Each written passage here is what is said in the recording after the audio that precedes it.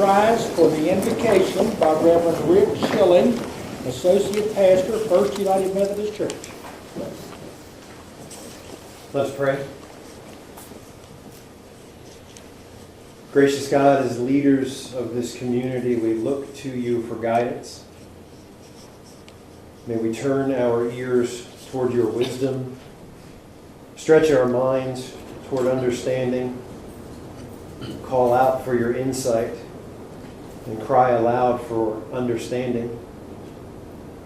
As a community, may we seek justice, rescue the oppressed, defend the orphan, and plead for the widow. Bless the work of this council, our city workers, and the citizens of our community. Amen. Amen. I pledge allegiance to the flag of the United States of America and to the republic for which it stands, one nation, under God, indivisible, with liberty and justice for all.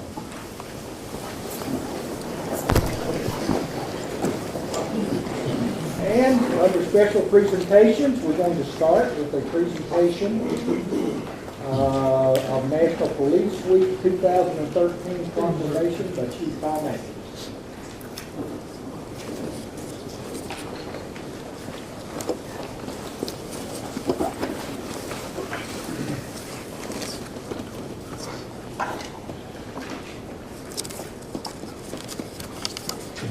Mayor and members of the City Council, Mr. Barry Crone.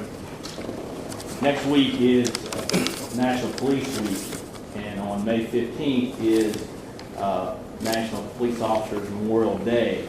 That is a day to recognize the law enforcement officers that have been killed in the line of duty. So we ask all of our citizens to fly the flags and have staff to remember those officers that were killed in the line of duty. Fortunately, the Hickory Police Department, or unfortunately, however you want to look at it, but one's too many. But in 1977, one of our police officers, Gerald Maynard, was killed in the line of duty. It was a training accident. He was shot on the training on the firing range. So he is the only officer that was lost in the line of duty at the Hickory Police Department. A total of 1,539 law enforcement officers died in the past 10 years. That averages out to about 57 hours that law enforcement officers killed over the last 10 years. On average, law enforcement officers that are assaulted in the line of duty are 58,261, resulting in 16,000 injuries. The deadliest year in history for law enforcement officers was in 1930, which 293 were killed. 270 female police officers were killed in the line of duty. 12 of them were killed last year. A total of 38 police officers have been killed in the line of duty this year, compared to 33 last year at the same time. So we're a little bit ahead of where we were last year, which is unfortunate. Luckily, the state of North Carolina has not suffered any fatalities this year for the line of duty. This year, the North Carolina State instituted an initiative called Below 100. And Below 100 is an initiative for police officers nationwide to keep law enforcement deaths under 100. So we went through that training, the 4-hour training, and incorporated in our driving. So trying to get our officers to realize that we need to be safe out there, do everything they can to return home at night to their families. Now, my wife would tell you that 0 is the target number, but obviously 100 is a realistic goal that we can all meet. Part of that is our driving, which law enforcement officers get killed about the same amount, if not more, in the line of duty when they're driving. Also, talks about practicing good officer safety techniques, to make sure that officers are using the best practices they can to keep themselves safe and others around them safe. So every time that I pass a police officer as we're leaving, I don't say goodbye, I don't say take care, I say be safe. You constantly put that in their minds, be safe out there and do the right thing. The last thing in the Below 100 initiative is for our law enforcement officers to wear their vest. There's a mandatory wear policy for the police departments that all officers wear their religious vest be myself. So that's a great thing to do whatever you can to make sure that officers stay safe. One particular incident this year, January 21st, 2013, as I was lying in bed, where most of you are at this time of the hour, at 11:30 p.m., just getting our rest for the evening, I get a phone call. That phone call consists of my deputy chief saying one of our officers had just got shot. Instantly, my stomach turned, thinking, okay, the worst. Luckily, as the conversation went on with my deputy chief, he told me that ballistic vest saved that officer's life. So, as part of that, the vendor that we use is Safariland. And Safariland has a program that if an officer is shot in the line of duty and the vest saved that officer's life, they recognize that officer with Saved by the Vest Award. So I had with me tonight the officer that was on that tactical entry that night who was shot and survived at Gordon Kitty.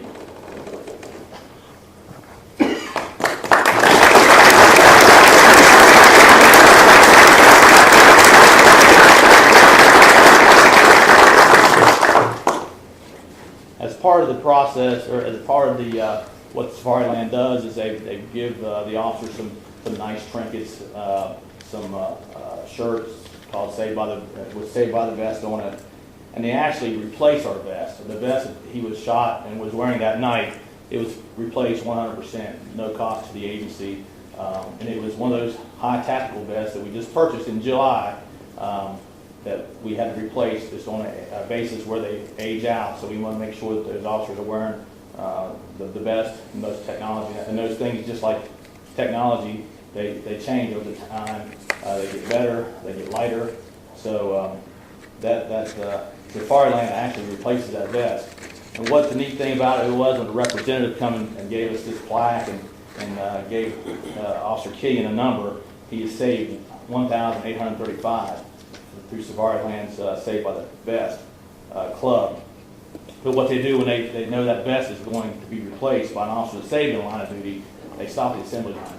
And the workers take that vest, walk that vest to each station until that vest is in the assembly line. And each one of those folks sign off on that vest, and then they recognize him as 1,835. So, on behalf of Safariland, we salute you for your heroic and courage in line of valor, in line of duty. Thank you.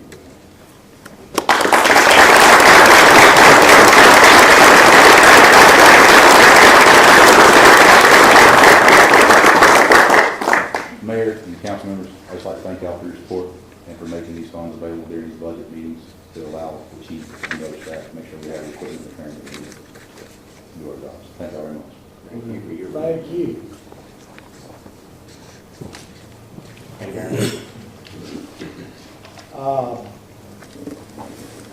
May 15th is designated nationally as Peace Officer Memorial Day. And it's in honor of all fallen officers and their families. U.S. flags will be flown at half staff. And that means, of course, that the North Carolina and Victory flags will also be at half staff that day.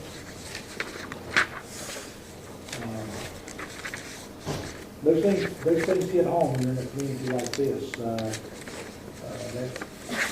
That incident occurred very close to where my business is, and it just gets close. We have two other proclamations, and we were uncertain about the presentation, but I think I now know exactly what I need to do. Bobby Baker and Steve Moore, please come forward.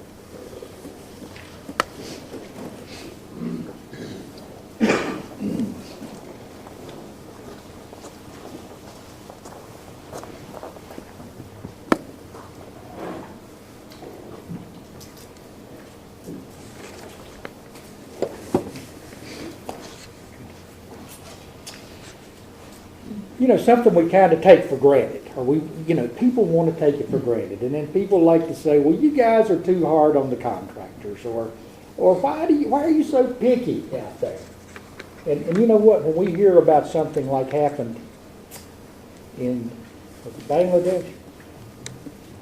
And all of those people killed and the terror, it reminds you once again, we live in the best country. Part of that is because of the great freedoms we enjoy. Part of it is because of the limitations we place on ourselves through our elected officials passing laws to make this a safer place to live. This is a very long proclamation. And so I'll tell you what I'm going to do. I'm going to kind of cut to the chase here. This has to do with building safety. And it encourages all Americans to raise awareness of the importance of building safety. Pool, spa, hot tub safety, backyard safety, and new technologies in construction industry.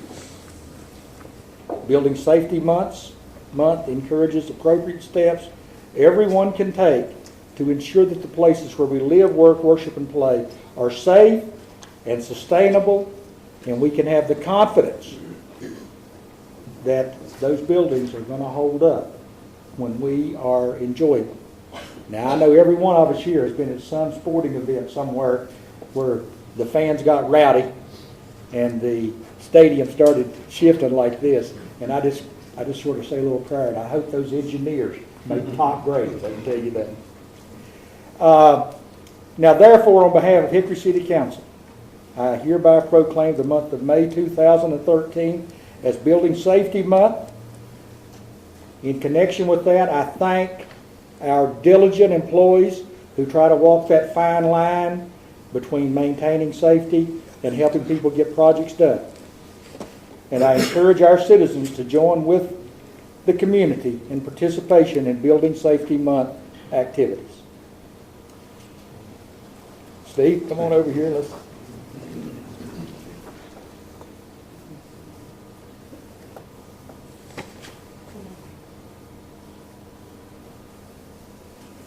Thank you.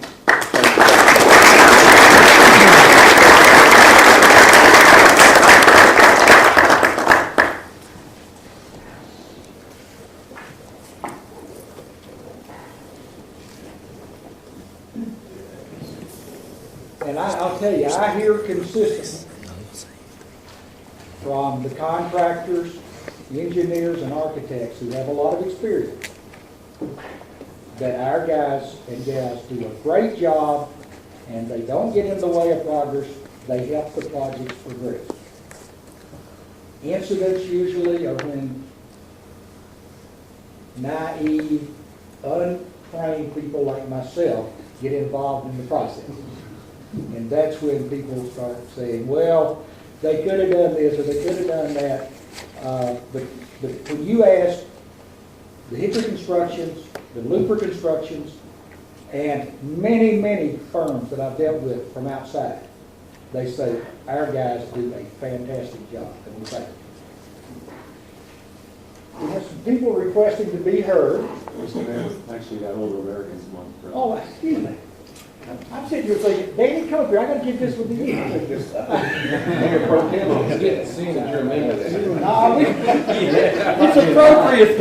It's appropriate. I forget older citizens. I think you may be biased.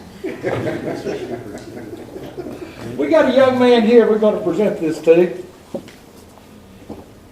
Everybody's senior citizen in Hickory, Mr. Hamp Schufer. So we'll do it right here. Whereas the city of Hickory recognizes citizens ages 60 and older, whereas the city is committed to valuing all individuals and recognizing their ongoing life achievement. Whereas the older adults in Hickory play an important role by continuing to contribute experience, knowledge, wisdom, and accomplishments. Whereas older adults are active community members involved in volunteering, mentorship, arts and culture, and civic engagement.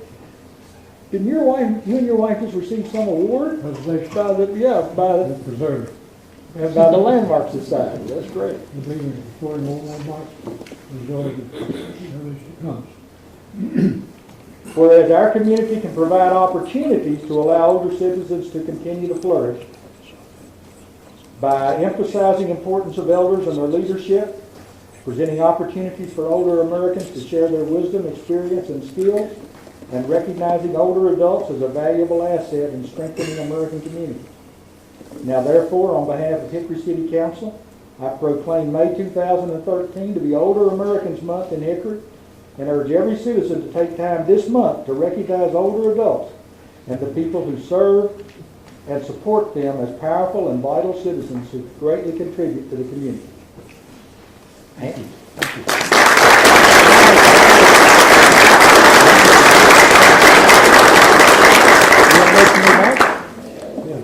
It's proud to be able to accept this because we have a great city.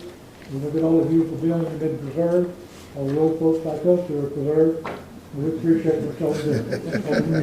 Thank you, sir.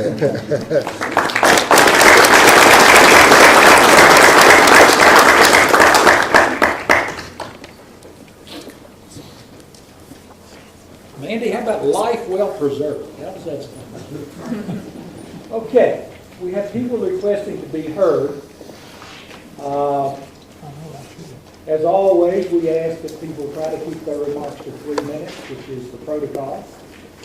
And we ask that they be respectful of others. We ask that everyone here be respectful of each other and the speakers with no cheering and no jeering. With that, I'll call on Mr. Walter Witherspoon.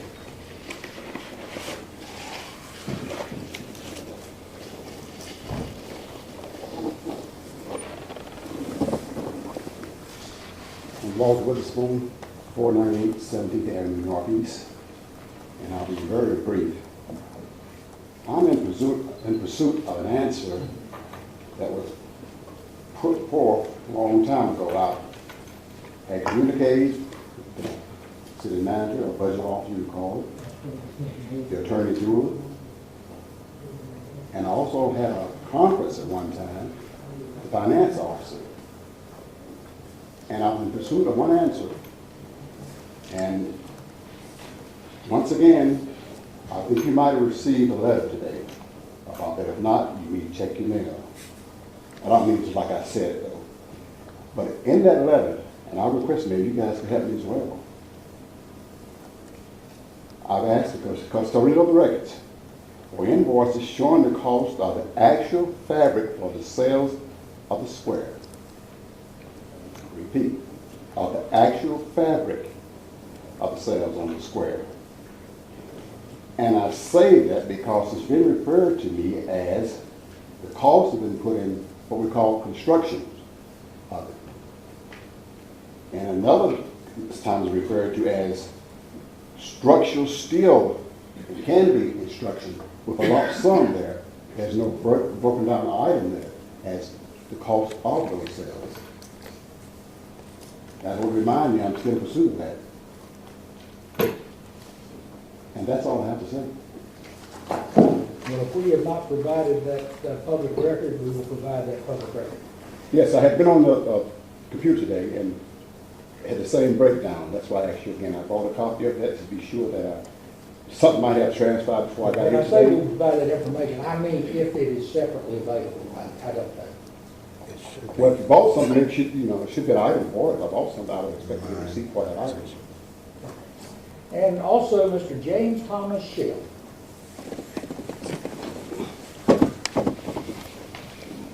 My name is Jay Franklin Davis. I'm speaking instead of Mr. Shell because I didn't think I was going to be able to make it. Jay Franklin Davis, 715 First Avenue Place, Southeast Hickory. In looking at the second departmental report this evening, members of the CEG, that is Citizens for Equity in Government, are curious as to whether any request for bid process took place involving the beer sales for your sales on the Square Music Series. And thank goodness that we are able to speak about this before you give your departmental report rubber stamp, because once again, there's a smell in the air of favoritism, and we aren't speaking per se against Old Hickory Brewery. How many other vendors would have liked to have had the opportunity to sell beer on Union Square? And isn't it funny that the Hickory Alive series has been cut back in which the JC sell beer in favor of creating an opportunity and lining the pockets of other chosen favorite Union Square business owners? Yes, this stinks to high heavens. We all know there was no open bid process. We wonder what other vendors will think when they find this out. Once again, the city redefines competition. And how do we know that the city is getting the best deal? We don't fully understand how the money works in this deal. Is Old Hickory Brewery fees helping to offset the cost of the music groups? How much is it costing to hire the music talent? A member of our group attended last week's event. The wine shop was busy with patrons, and there were even people who brought a picnic. The attendance was sparse due to the inclement weather, and the music group had some difficulties due to that. One final thought. This type of programming is good. It just needs to be paid for by the people who benefit the business and the businesses on the square, on Union Square. The same type of programming could have been taking place long ago without this expensive use of taxpayer monies. Public funding for private benefit seems to be the theme of the city's public-private quote-unquote partnerships. As the weather improves, we are sure that these musical events will be successful. And I also like to go on record that, just like Mr. Witherspoon, he requested, we would like to have line-by-line itemizations on the cost that went into the building of the sales on the square. That is line-by-line itemizations of the cost from the course field to the highest point on the sales. We will be getting in contact with you shortly, soon. I hope to have it within a week, because this has gone on too long and doesn't look good. It looks like you're hiding something. So once again, we are requesting line by line itemization of the cost of the Hickory sales on the square. Thank you.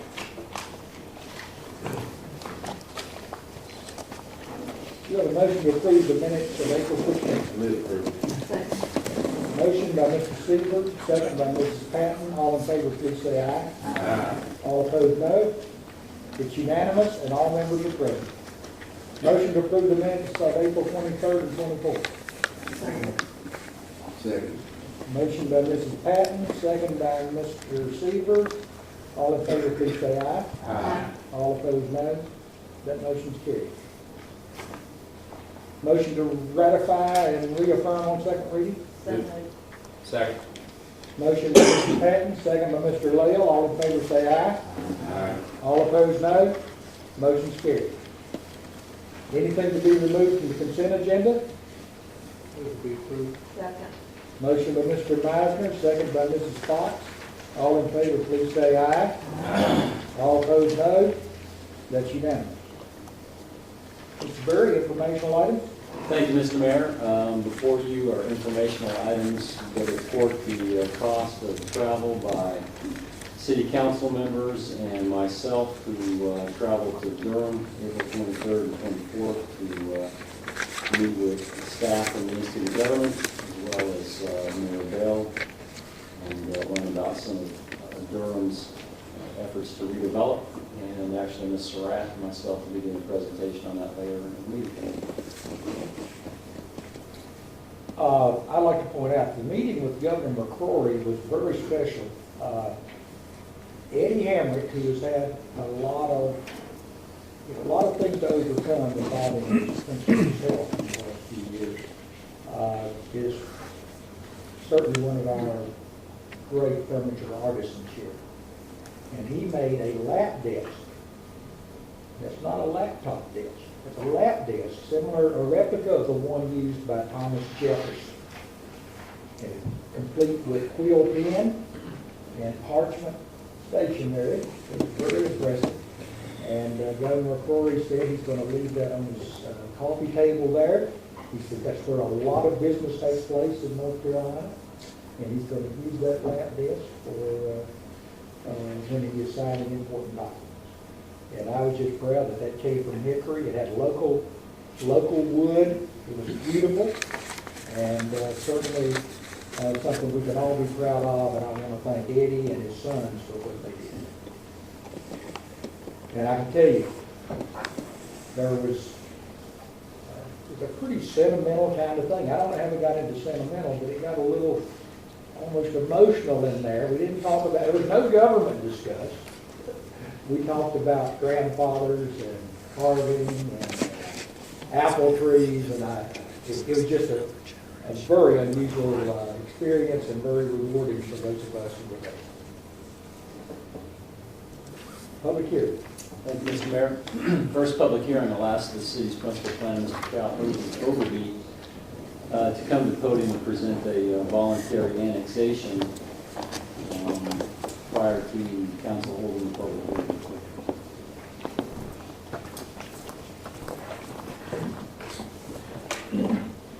Thank you, Mr. Mayor. Mayor Wright, Mr. Council, Mr. Furman. First item before you is a request by the Broadway Group LLC for a voluntary site annexation. Property is approximately 2.67 acres of property located at 2354 NC 127 South. This is in the Mountain View community. The request for annexation is being requested in order for the facility that is existing on site now, which is a recently completed Dollar General store to connect to the city sewer system. And annexation by council policy is required when connection to the city sewer system is requested. The distance from the current proper city boundary, meaning the main city boundary of the city of Hickory, is approximately 2,500 feet. Part of Mountain View is a satellite annexation, while the part is not. There's actually a break somewhere around where Marketplace Church purchased the former Lowe's shopping center. It's a break in the actual boundary there. Let me give you some references to where the property is at. As you can see from the map, the area shown in blue are showing City of Hickory's current boundaries. This is the break I was talking about. This property here is actually part of our proper boundary, and these are subsequent satellite annexations that occurred over some years. The subject property resides here. This portion of property is what is occupied by a Food Line Shopping Center, which currently represents the southwesternmost portion of the city limits. This piece of property is actually a water tower as part of our utility system. This slide here will show you some of the zoning in the area. I've broken it down between Catawba County zoning as well as Hickory zoning. These are commercial areas, our meaning the city of Hickory, which is on CC2, which is a commercial corridor type zoning. The red would be reflect Catawba County zoning, which is basically highway commercial type zoning. It's comparable to our corridor type zoning. It's the type of commercial zoning you would see along a 4-lane highway. That's just the type of zoning you see. Similar things along 127 North Springs Road areas, that type of zoning that you can see there. And this is actually the 2010 old photograph that shows the area. Again, this is the shopping center, which is adjacent to the particular property. The property actually has a large overhead power line, basically bisecting it. The development site is actually this corner here, if anyone has actually been out to the property. More commercial development, some vacant commercial property, and residential property to the further south there. Staff analyzed this with respect to the availability of public services that are needed in order to provide the statutory requirements for annexation, as well as the requirements we have to put forward in order to provide services to the area. After the analysis, staff determined that the required public services that we need to provide are available to the site.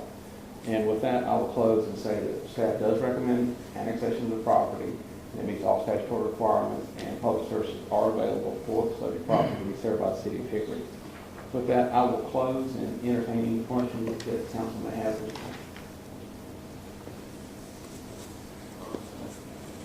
Thank you, Mr. Overby. Yes, sir. We will now go into public hearing, and I'll recap the protocol for that. Each side of the people speaking against the proposal speak first, and they're allowed the protocol is 15 minutes to be divided among the number of speakers. And then the group speaking for the proposal has the same 15 minutes, up to 15 minutes divided among the speakers. Then there's rebuttal and serve rebuttal, 5 minutes each. We ask Again, for respect of each other, no cheering and no jeering. And with that, I declare the public hearing open and ask if there's anyone who would like to speak against the proposal.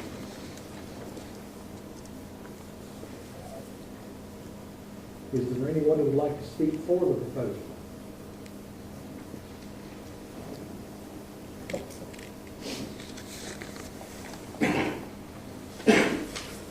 My name is Melissa Ballard, and I represent the Broadway Group. We were required to annex in, as Mr. Overby was pointing out, in order to connect to the sewer. All the plans have been approved for the sewer connection. I think that the formality of the annexation, if you vote in our favor, we would appreciate that. Is there anyone else who would like to speak in favor of the proposal? There being no one else desiring to speak, I declare the public hearing closed and ask for motion or discussion. Second. Motion by Mr. Guess, second by Mr. Seaver. Any discussion? All in favor, please say aye. Aye. All opposed, no. That's unanimous. Departmental reports. Thank you, Mr. Mayor. The first departmental report, I'm going to kind of start off. It's been customary as City Council has gone out and done what I like to call competitive analysis with other communities to come back and then have a staff make a report on kind of the findings and the discussion. And as we just did that with the City of Durham on the 23rd and 24th of April, prior to Ms. Surratt doing that update on that particular meeting, I kind of wanted to put it in the broader context of some of the work that you all have been doing. Originally, I thought about 18 months, but when you really start talking about the meat of some of the things going on in the city, you actually go back a couple of years. So I thought I'd take a few minutes and just go through that fairly quickly to put it all again in context and talk a little bit about the things that have been accomplished as a result of these competitive analysis we've done with other communities. And then also, after Ms. Surratt talks about Durham specifically, I've invited the Chamber President, Executive, Mr. Danny Hearn, to talk about the economic competitiveness planning process that was recently completed and unveiled at the Chamber's annual meeting. And I think you'll be able to see how these all dovetail together with the city and the business community working to improve our community. So really, you kind of go back to 2009 and start out with the small business job growth team, if you remember that, and what a dynamic process that was. I think we had 16 team members, but there were a lot more people engaged in that, lots of different coffees and lunches going on around the community talking about what are the things that the city can do to encourage small business growth.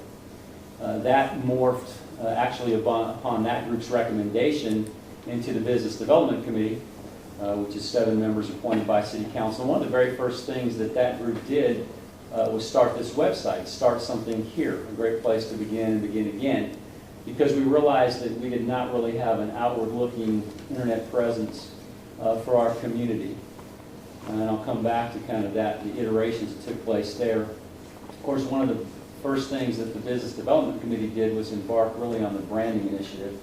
And I don't think at that point in time we could have recognized how successful and how well received it would be throughout the community, as you can see from these logos and the taglines, how all of our partners throughout the community have really embraced it. And what I think that says is that process really got it right. It really jumped on something that is that defines Hickory.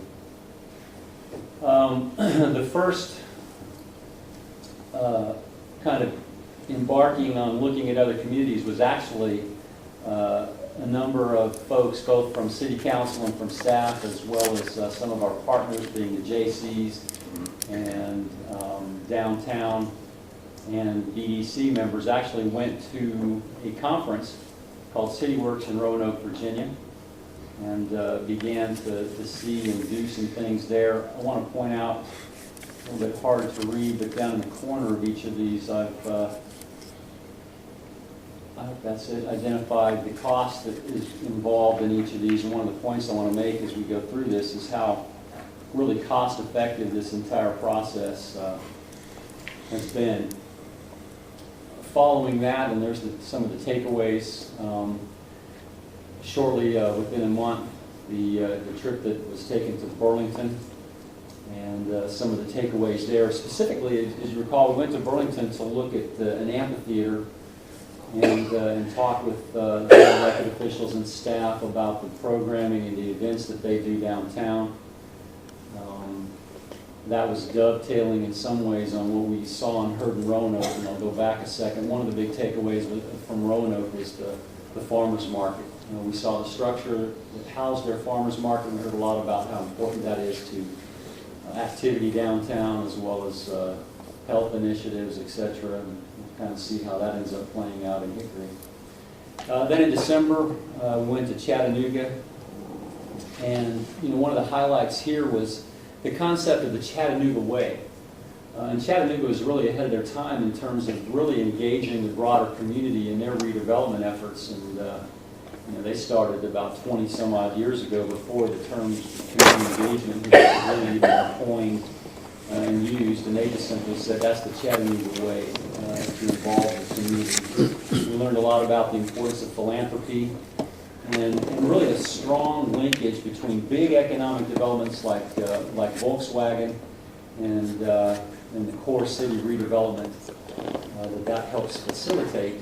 And I think we also walked away from there realizing how important it is to use the water, the river, in the case of Chattanooga, for your development. So obviously you can't read this slide, it's not intended for you to, but my point here is to really take a chronology of the things that the city has been embarking on since 2009, and really starting with the vacant building grant process, Operation No Vacancy.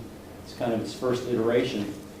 The blue shades, which look a little bit green actually in the way it presents up there, are indicative of action.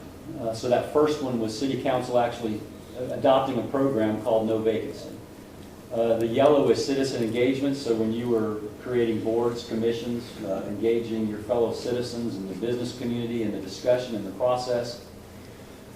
Green is kind of research and development, when you're looking at other communities and analyzing what they do and what they have. And so the point of this slide is to see how interspersed all those activities are. So you've got a real clear sense of you're looking at things, you're understanding things, you're involving your citizens, and you're taking action. And it's this ongoing cyclical process that we've been going through for the last 4 years. The first kind of high-profile project that was given approval in December of 2011, of course, was the Sales on the Square. And part of that was the direct result of what we had seen in Roanoke, the way the city had provided a permanent structure to house their farmers market, and it really also speaks to how the city can enhance an existing very successful initiative with a nonprofit organization, which is the farmers market, by providing a great space for them to hold the farmers market, and also a place as an entertainment venue, and I'll touch on that in a little bit. In January of 2012, we went and met with elected officials and staff in Asheville and had very productive conversations there. Saw the impact of redevelopment on some of their historical buildings. In Greenville, South Carolina, we kind of culminated this process, and a couple of the takeaways again were the importance of the large-scale economic development in terms of Michelin headquarters there, and BMW and BMW's partnership with Clemson, and how that really enhanced the city's existing initiatives for core redevelopment and vibrancy. And then, of course, we saw again how what had been a liability of the Reedy River running through downtown Greenville has really been turned into a great asset in those public-private partnerships where the city will make investments that then spur private investment.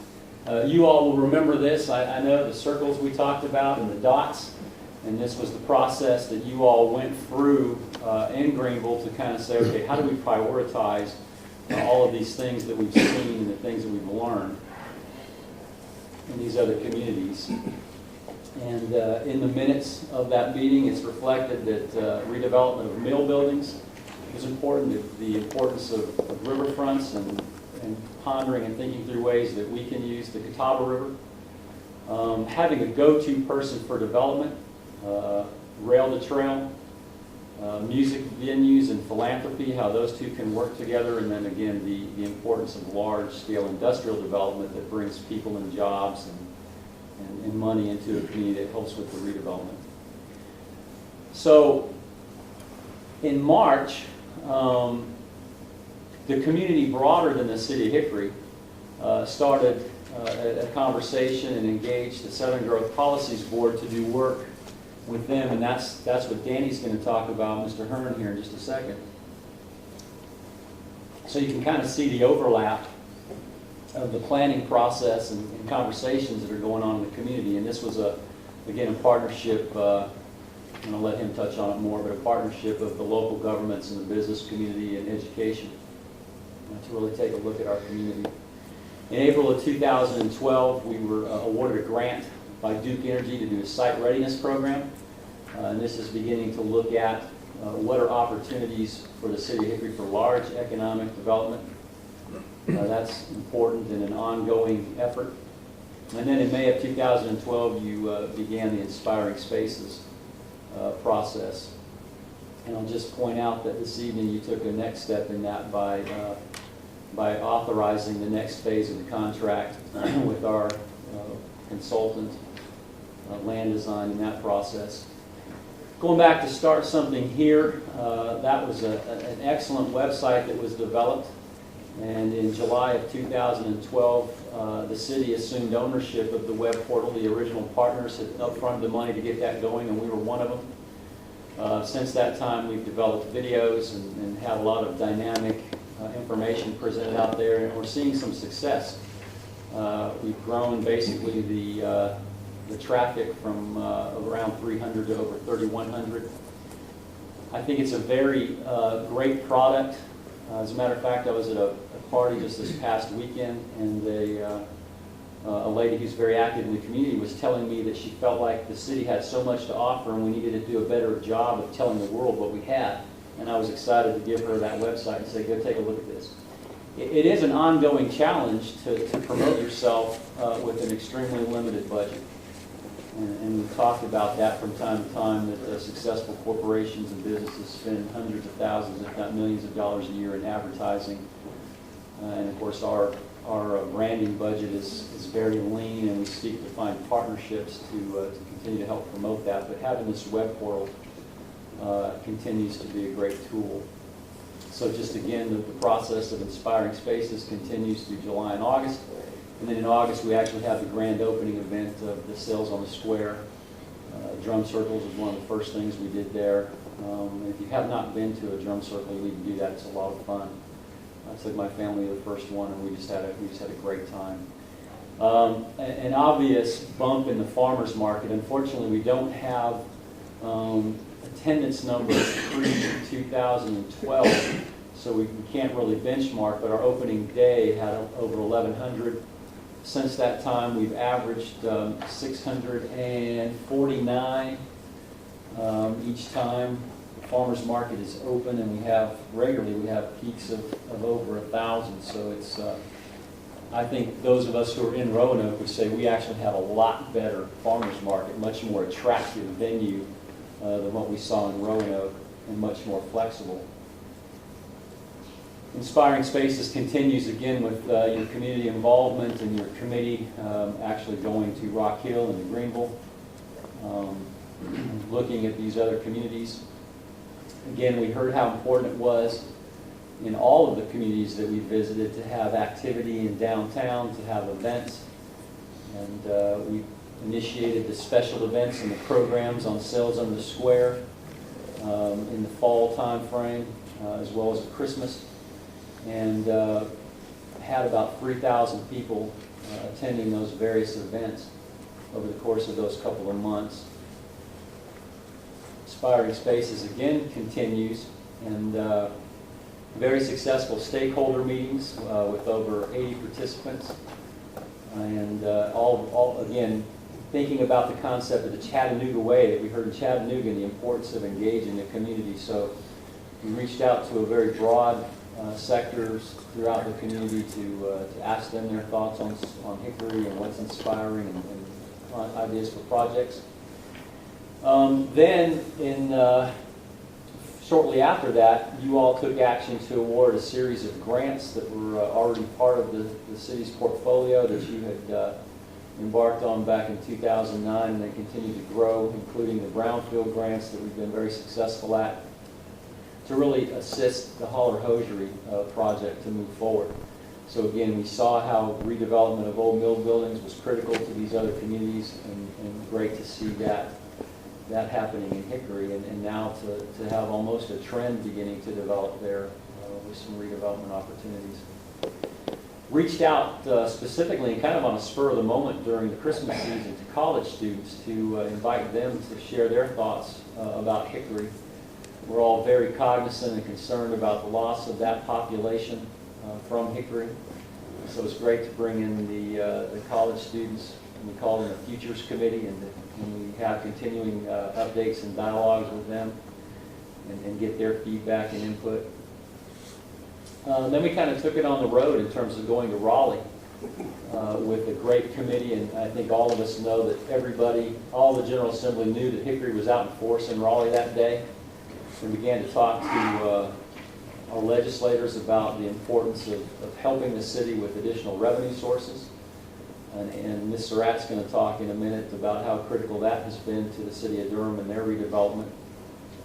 And then again, getting into real recent things, in April you approved this partnership with the Hickory Music Factory to go into one of our vacant buildings and provide outstanding programming there, and then the open house, which we just had a couple weeks ago on Inspiring Spaces with 86 participants. And with that kind of brings us up to the current time and maybe puts this all in context, and I'll turn it over to Ms. Surratt to talk specifically about Durham. Thank you, Mr. Berry. All right, so we took a short trip to Durham one night and overnight, and we wanted to look at Durham in particular about its redevelopment successes. And so we worked with the School of Government to help us with the agenda, help us organize the speakers that we've heard from. And so with that, we then met at the SunTrust building, which is the tallest building in Durham. It's a bank building that mirrors the Empire State Building. It has been vacant for 30 years, except for just one tiny space on the first floor. So we were in a building that is one of the jewels of Durham that's just standing empty. But on the horizon for that building is a boutique hotel. And so you have some developers who are focused on Durham, who see the benefit of using existing great structures and buildings there for redevelopment to encourage people to come back downtown. And so we did our program as far as the presentation part through that upper floor of the SunTrust building. And so the point of this planning session, as you recall, is really about reaching out to Durham and understanding three key things that also match Hickory. One is just their economic development efforts, not only in the center city, but in large industrial development projects like Treyburn.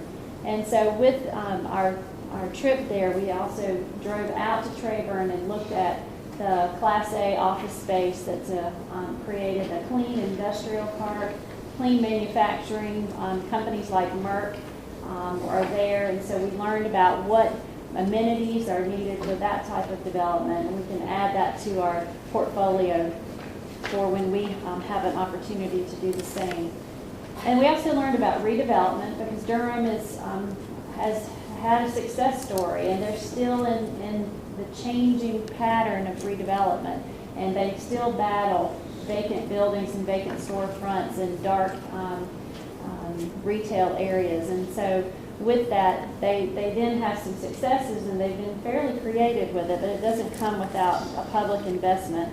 And the third piece is the public infrastructure that they have made investments in. And so we find that all three of those things are things that we've been talking about in Hickory as areas that we want to focus on. And so we learned that there are catalysts for redeveloping Durham, and those catalysts include investing in a few key spaces or places or destinations.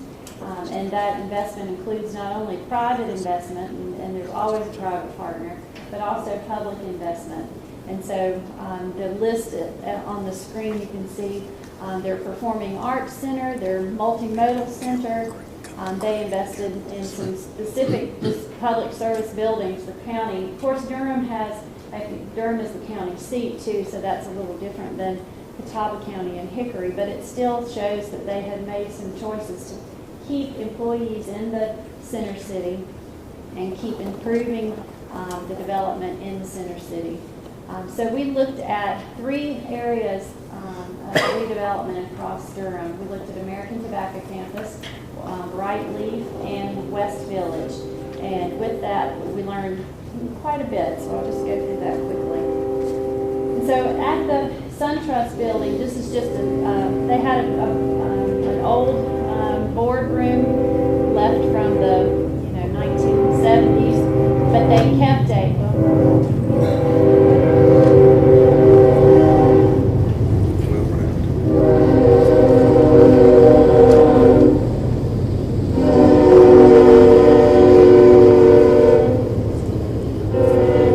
That SunTrust building is about the same distance from the track.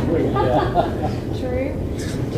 And so in that room, they had a scale model of downtown Durham, and you can see the railroad tracks. That's sort of the yellow area running right through the center of town. You can see this is the entire tobacco campus, and those were derelict mill buildings 20 years ago, 25 years ago.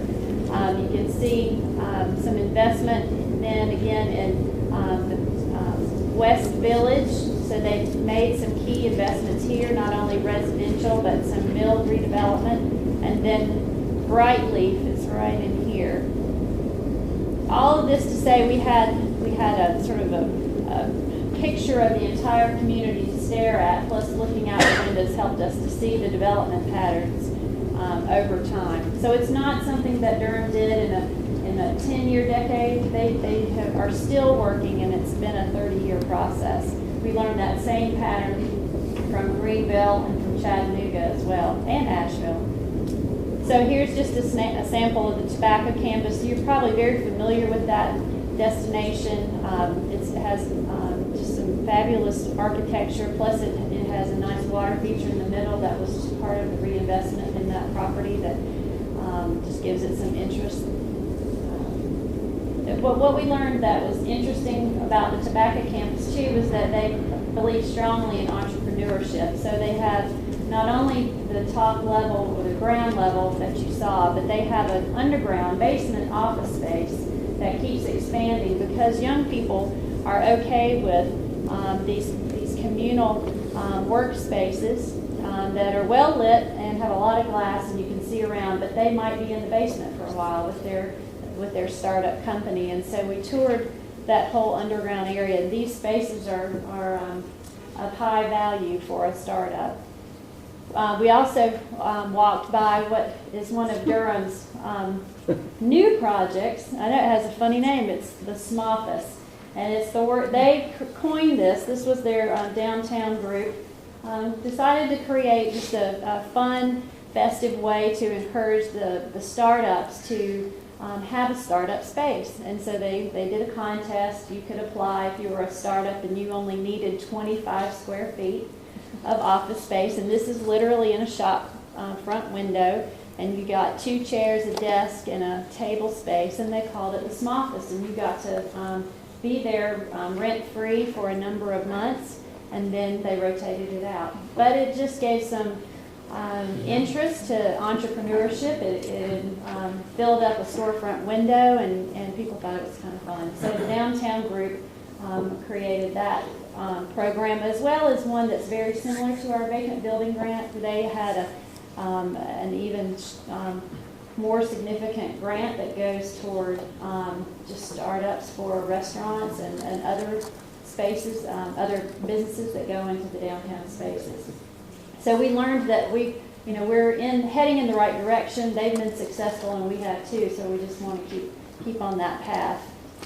And so with that, then, just a few more items related to that. Durham made significant key investments in their city center that helped transform Durham to be vibrant again.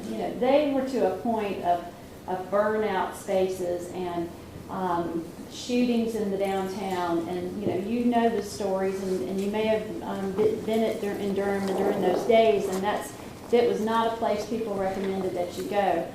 They tell that story, and so with that, they just decided, there were some key developers that said, this town has good bones, it needs to come back. What can it be?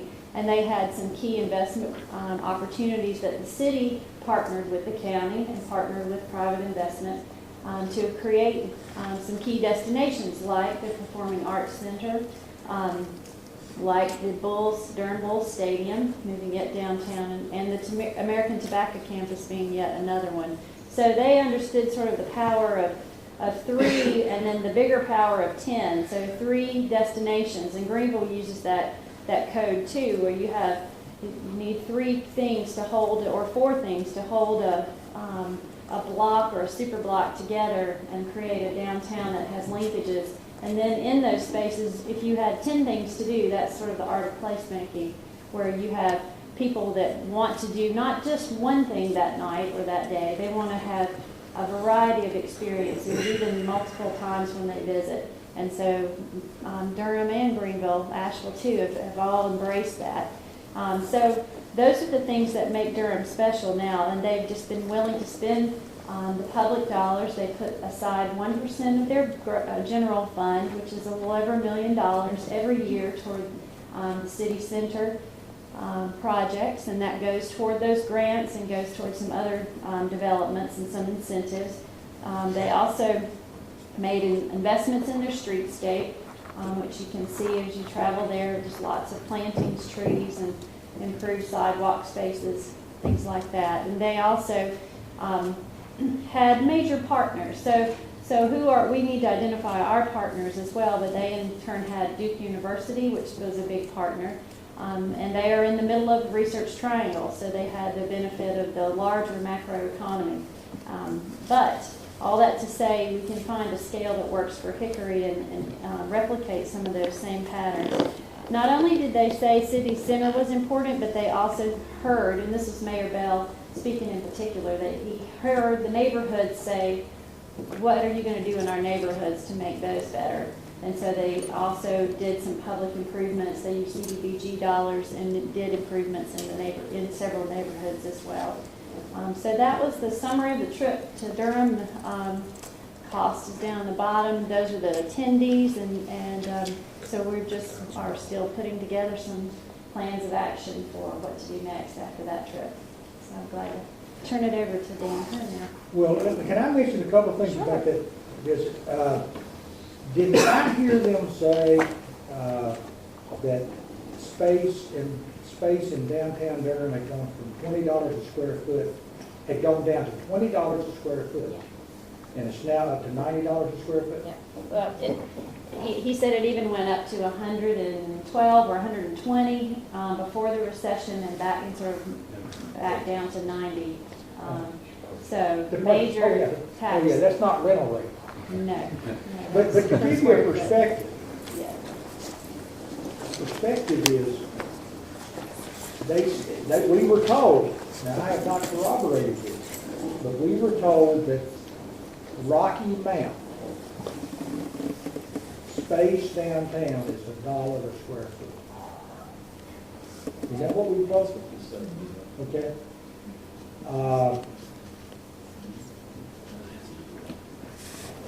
the point I'm making by bringing that up is, part of what we're trying to do, part of what Danny's gonna talk about, is we don't want to become Rocky Mountain. Okay? We have nothing against our good brethren at Rocky Mountain. But, you know, the time to act is no later than now. Okay? Thank you.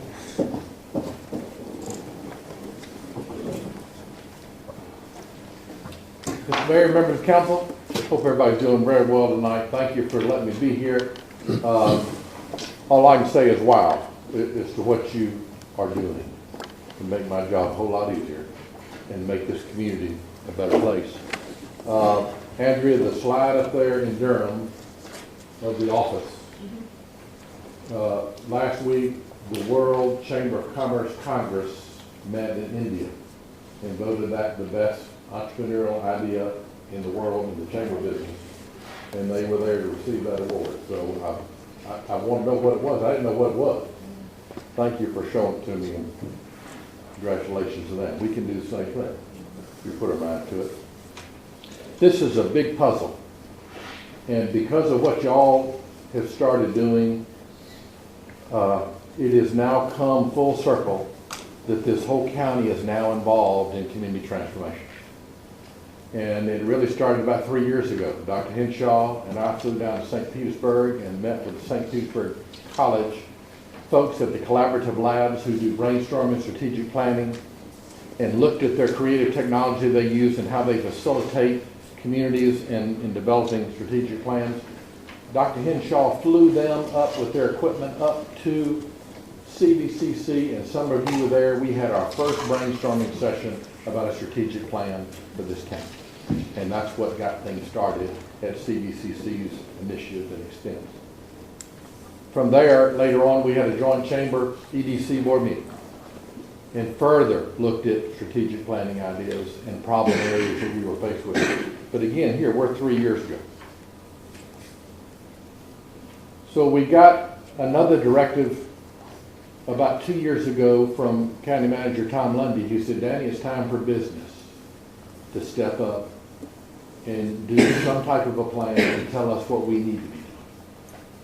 Just like you did with your small business committee and other things that you're trying to do. So that was the directive that he's asking the business community to go back. You know, we had 2004 a foresight plan. We've not had a plan since. So we took that directive and started the business community on an initiative to bring us to today.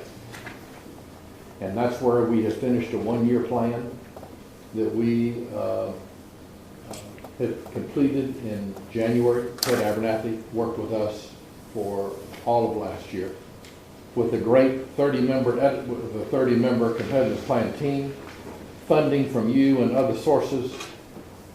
This is not the Chamber's economic competitiveness plan. If it would, it'd fail. It's not City of Hickory's economic plan, it'd fail too. This is Catawba County's plan. And what is going to happen, and it's already happening from what you can see and what I've given you, is the number of people that said, I'm excited, I want to help, put me in an area where you need me. And we got 223 people involved in these 6 areas that we've come up with in the last year. So that is exciting. But I want you to understand the ownership of this plan needs to be everybody sitting in this room, in this entire county. To get out of where we have been is going to take an ownership. We're going to have to be the Green Bay Packers. And we're going to all have to invest our time and energy and dollars in turning this community around. I'm not going to be on any more lists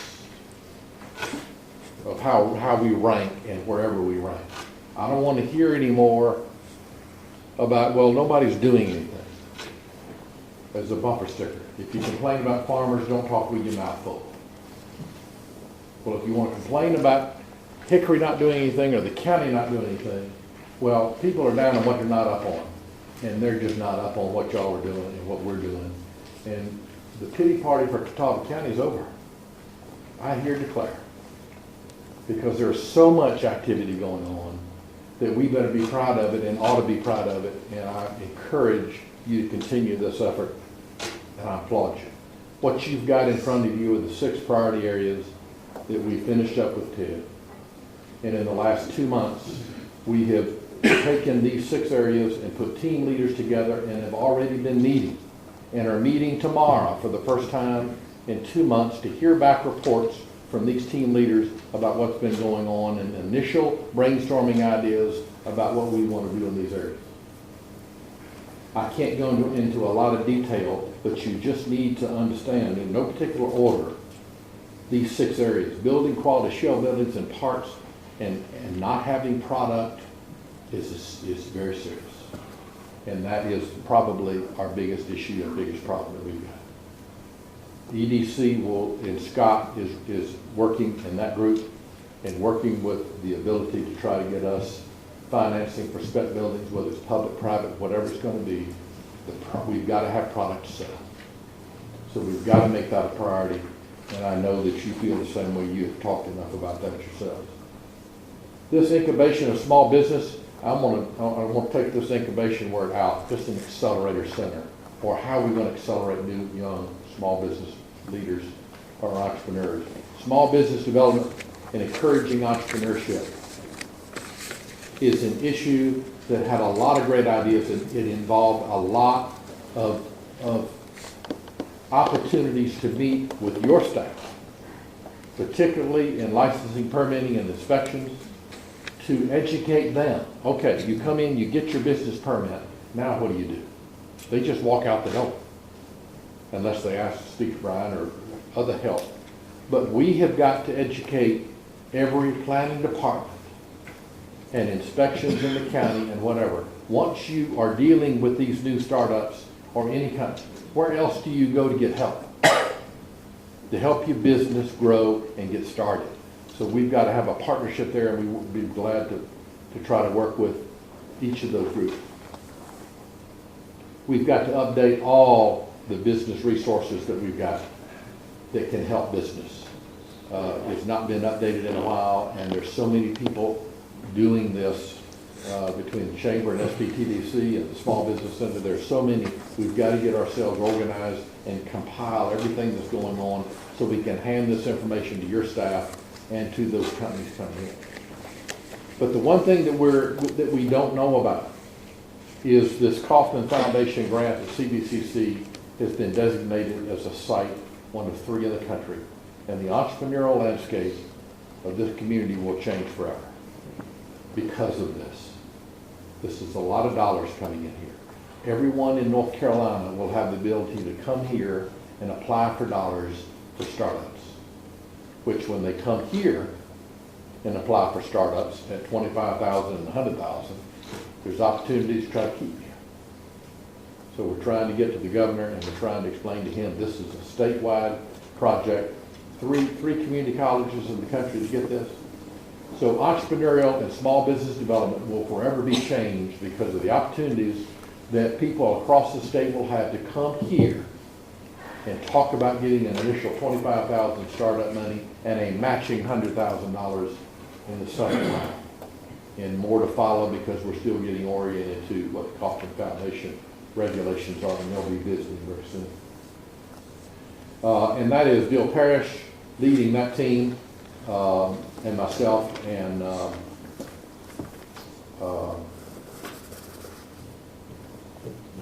Small Business Center.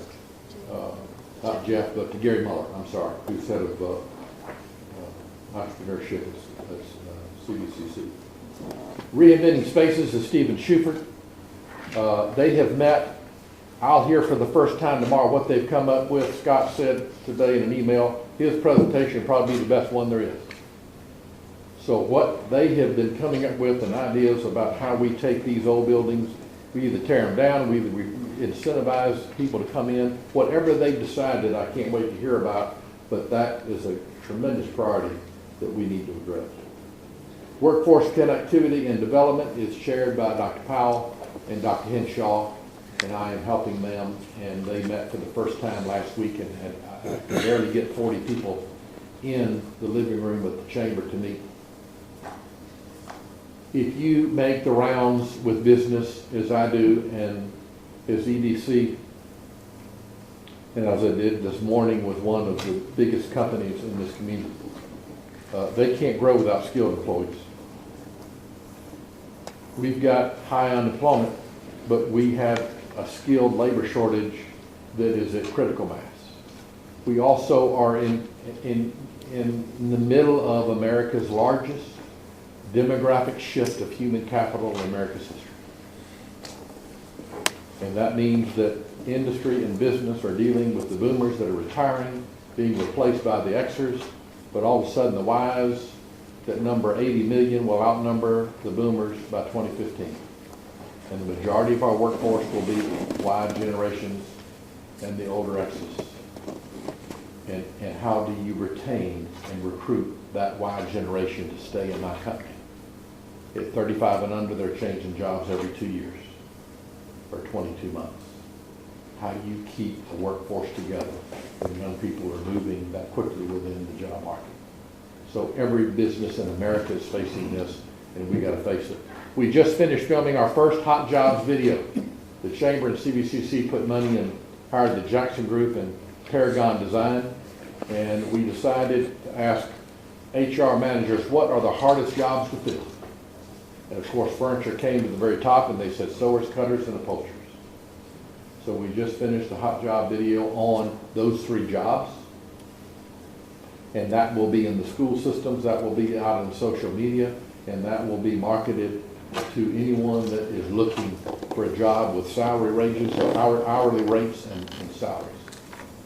We've got 2 or 3 more hot job videos in other areas that are hard to fill than a manufacturing video about Catawba County, the diversity of manufacturing that we've got here.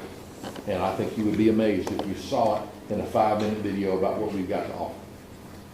Then we've got to figure out, how do you teach a teacher and a guidance counselor to understand manufacturing is not dead. This community is alive and well and needs your help, because everybody doesn't need a 4-year education. You get a secondary education, and we're going to have videos getting them, our young people, to understand what happens after high school, and then what degrees are needed and what other skill levels you're going to need to get jobs. So this is going to be quite a long process, but one we need very desperately. Workforce is huge. Inspiring communities is your inspiring spaces. You just can't say it any better what you've seen. In 40 years, I have never been in a chamber and in a community that has done something like this. I applaud you. I'm going through the exhibits. You have given us a vision that we see. I'm just a visual person. You tell me you want to build a walkway or a bike path, or you want to put a monument up, you want to put fountains up. I can't get it till I see it. And you let me see everything that you're thinking about doing. And thank you for doing that. And then this community can now see it and be inspired by it and get behind you and do it. Lastly, leading and communicating. That was so complex, we had to split it up into 2 groups. And if Ted said 2 things that were critical, it dealt with these 2 issues, and that we had better pay attention to. And that is leadership. Our former leadership of these incredible people that have branded us to the world over these years, they are not in these leadership positions anymore. And there has not been a groundswell of other CEO-type leadership coming to the forefront and replacing that. And we need to find them, and we need to start training emerging leaders. We need to get special institute and leadership programs for our young professionals, and we need to recreate this leadership base of business. And he said, that's serious. He did not see it. So we have got to make sure, and we have got a series of leadership programs, and that's what I was talking to the CEO about this morning. He said, Danny, I want my superstars in my company in leadership programs, teaching them about not only personal leadership development, but about this community. And that will be done. And he said, when I moved here, I needed a leadership program. Somebody need to teach me about this community since I've been here. And we also can't forget the spouses. because they need to be oriented. And he's got people that are moving in here that are trying to make decisions about whether they want to live here or not after they come out of their job offers.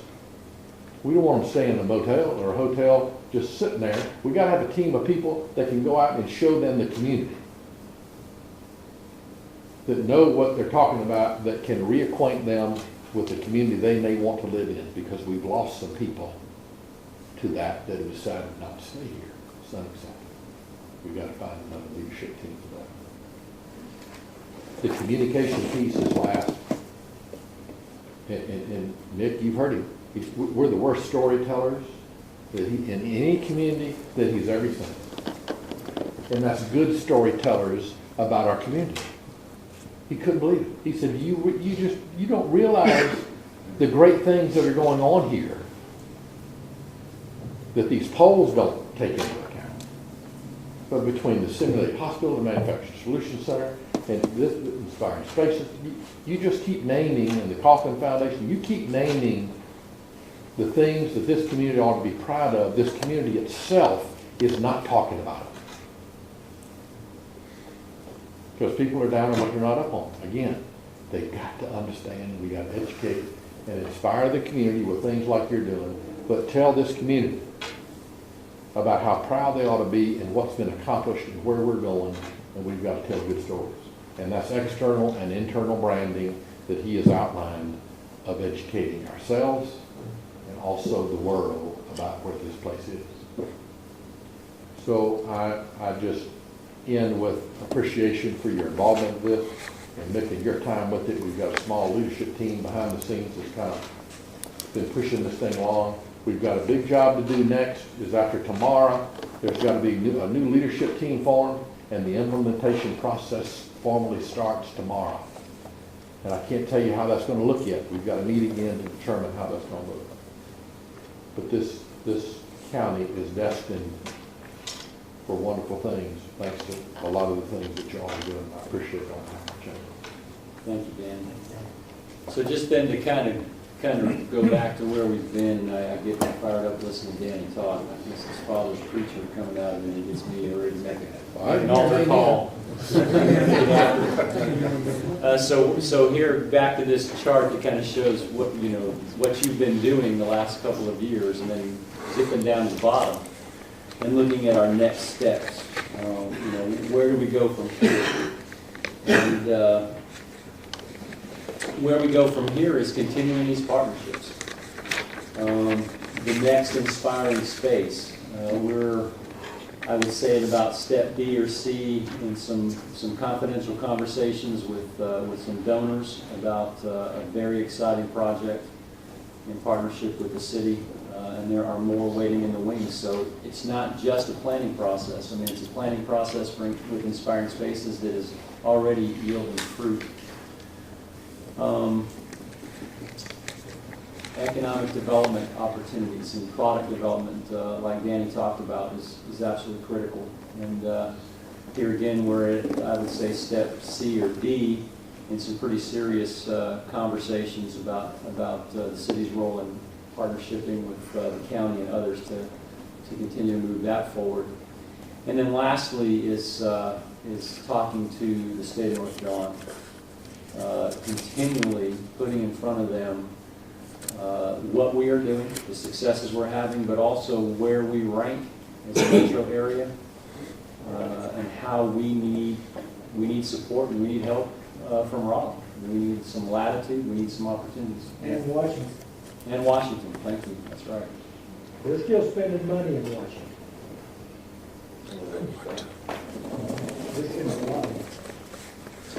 So I hope this has been effective in terms of putting everything into context, and appreciate the work that's gone into this. And I know from a staff standpoint, we are extremely excited about the things that have been accomplished and are being accomplished, and where we see it going in the future. And with that, we're glad to answer questions or have more discussion about the presentation.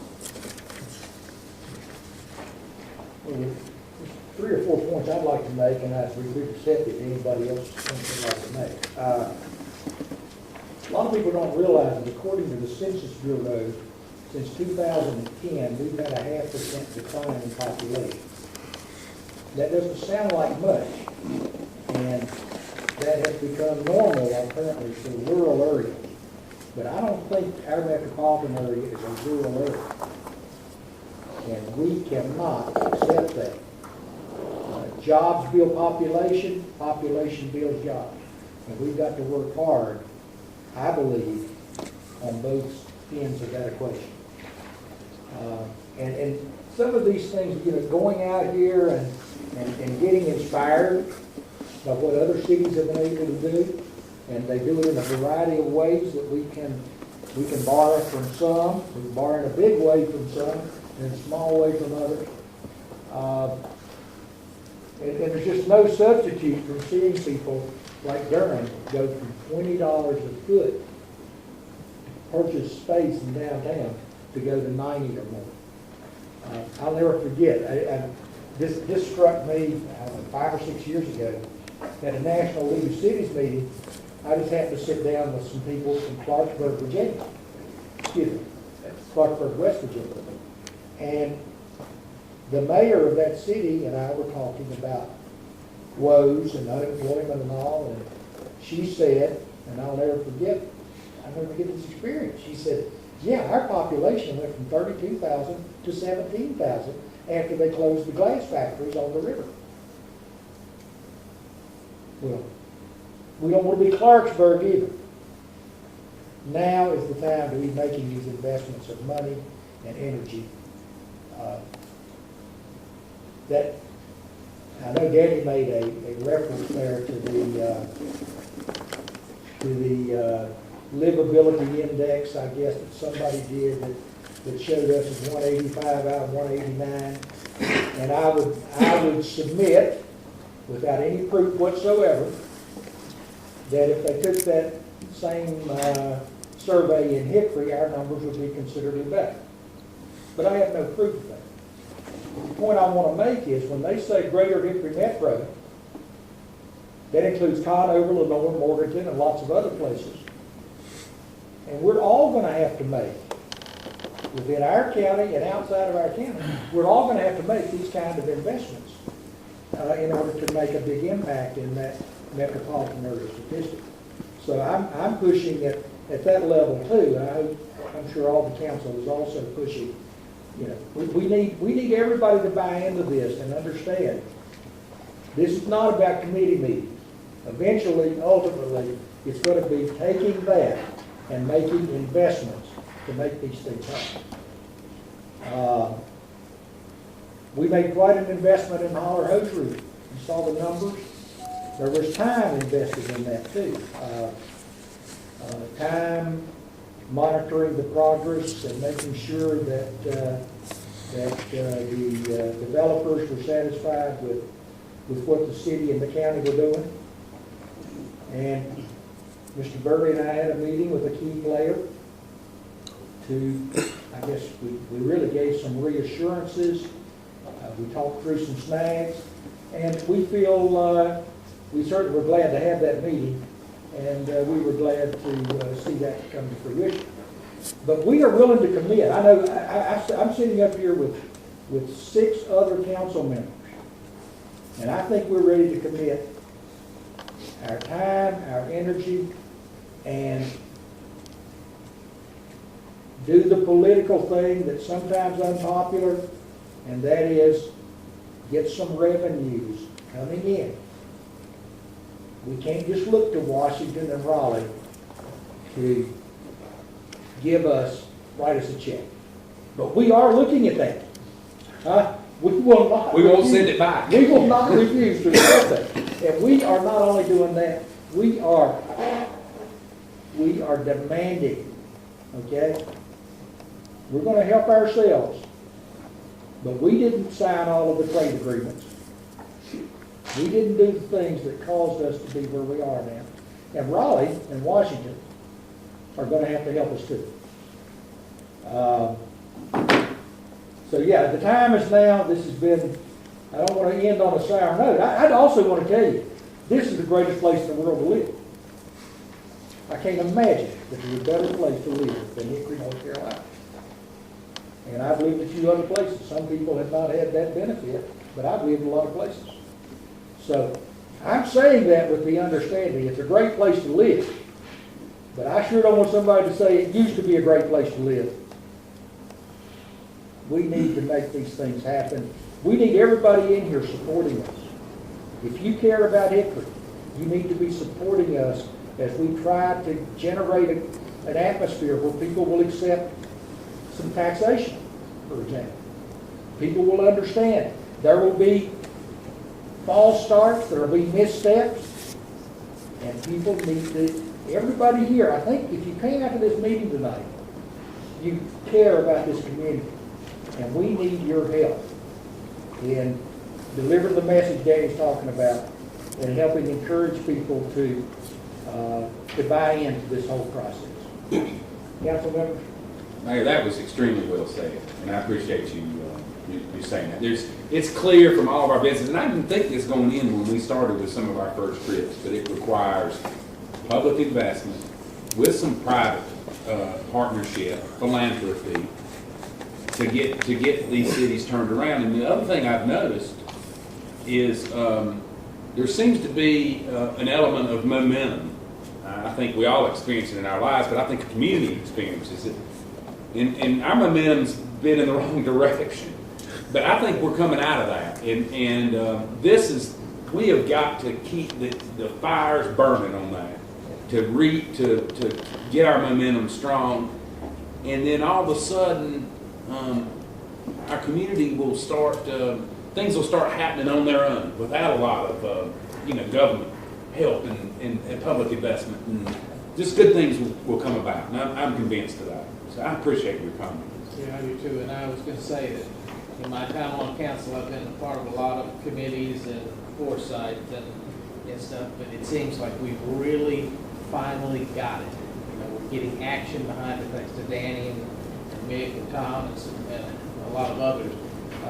I think we're turning the corner, and I really applaud everybody who's, we got 200 and some people here that are so willing to help, that for a change, we're going to implement some of these things, and I think that's great. Too, I think one of the largest things is that it is a 20-year commitment, and this is the start of it.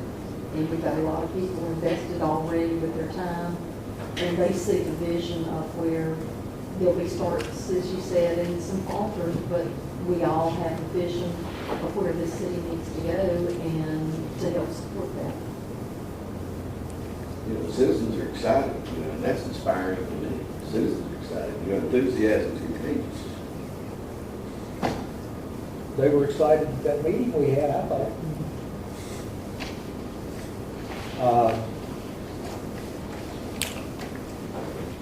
Well, folks, help us, give us ideas, tell us what you would do if you were sitting here. And we are listening, and we want the best things for every person here. Okay. Where are we now? Second department report, Mr. Mayor, and I'll ask Assistant City Manager Andrea Surratt to come to the podium and present a request to modify a special event permit which council approved a few weeks ago for Sales Music Series. Thank you, Mr. Berry. So this is on page 162 of your agenda. Just go to the green sheet on that. And so this is a request to modify the special event permit for the 8 remaining Sales on the Square Music Series concert evenings.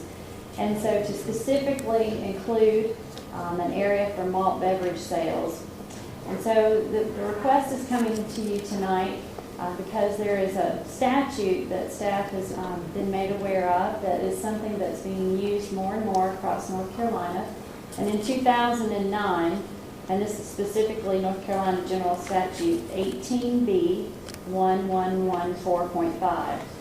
It's a part of the ALE malt beverage section of the statutes, but it specifically talks about wineries and breweries that can apply for a special event permit that allows them to provide craft beverages to audiences at events when asked. And so in 2009, the General Assembly evidently worked through the discussion about this and added it to the statutes. And so it's different than the other ALE permits that we're familiar with, that we've used, or that our nonprofits have used. This in particular is given straight to a wholesaler, so not a distributor, not a retailer, but a wholesaler, someone who's actually making the product. And so what they do is they obtain that permit. It's on file with ALE, and as they have events where they are participating, then they notify ALE that that event is taking place, and then ALE sends a response back and approval. And so in this case, Old Hickory Brewery is the only brewer in our local area that we are aware of that has this type of permit. And so the opportunity now exists for us to just partner, try this out. 8 Sales on the Square Music Series events left in this spring series, and use OHB as the vendor. The city is not receiving any dollars from OHB. They are selling it, so there's not a contractual agreement for that beer. But there are just some rules that are required for the OHB to be the server in this particular case, and that is to have a designated area, which is on page 164. 164. There's just a map of Union Square, and it'll show an outlined area. So just similar to Hickory Alive and some of the other events, there's a designated area.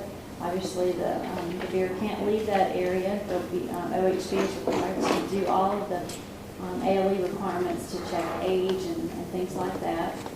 We've had that area roped off, and so people can come in and out of that area freely, but those who are having a beer from that vendor stay in that area.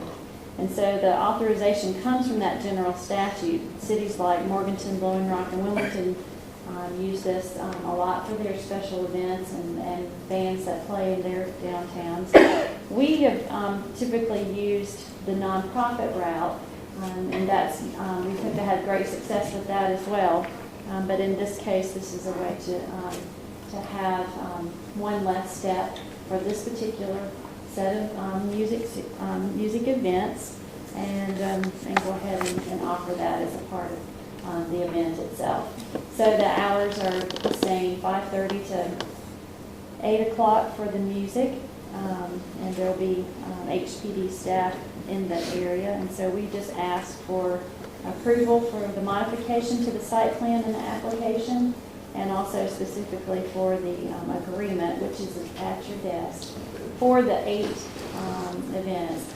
In the future, if there are other breweries that come to town, then there will be an opportunity to open that up and rotate or do some sort of other agreement that allows us to use more than just one brewer. At this time, OHB is the one with this permit in our area.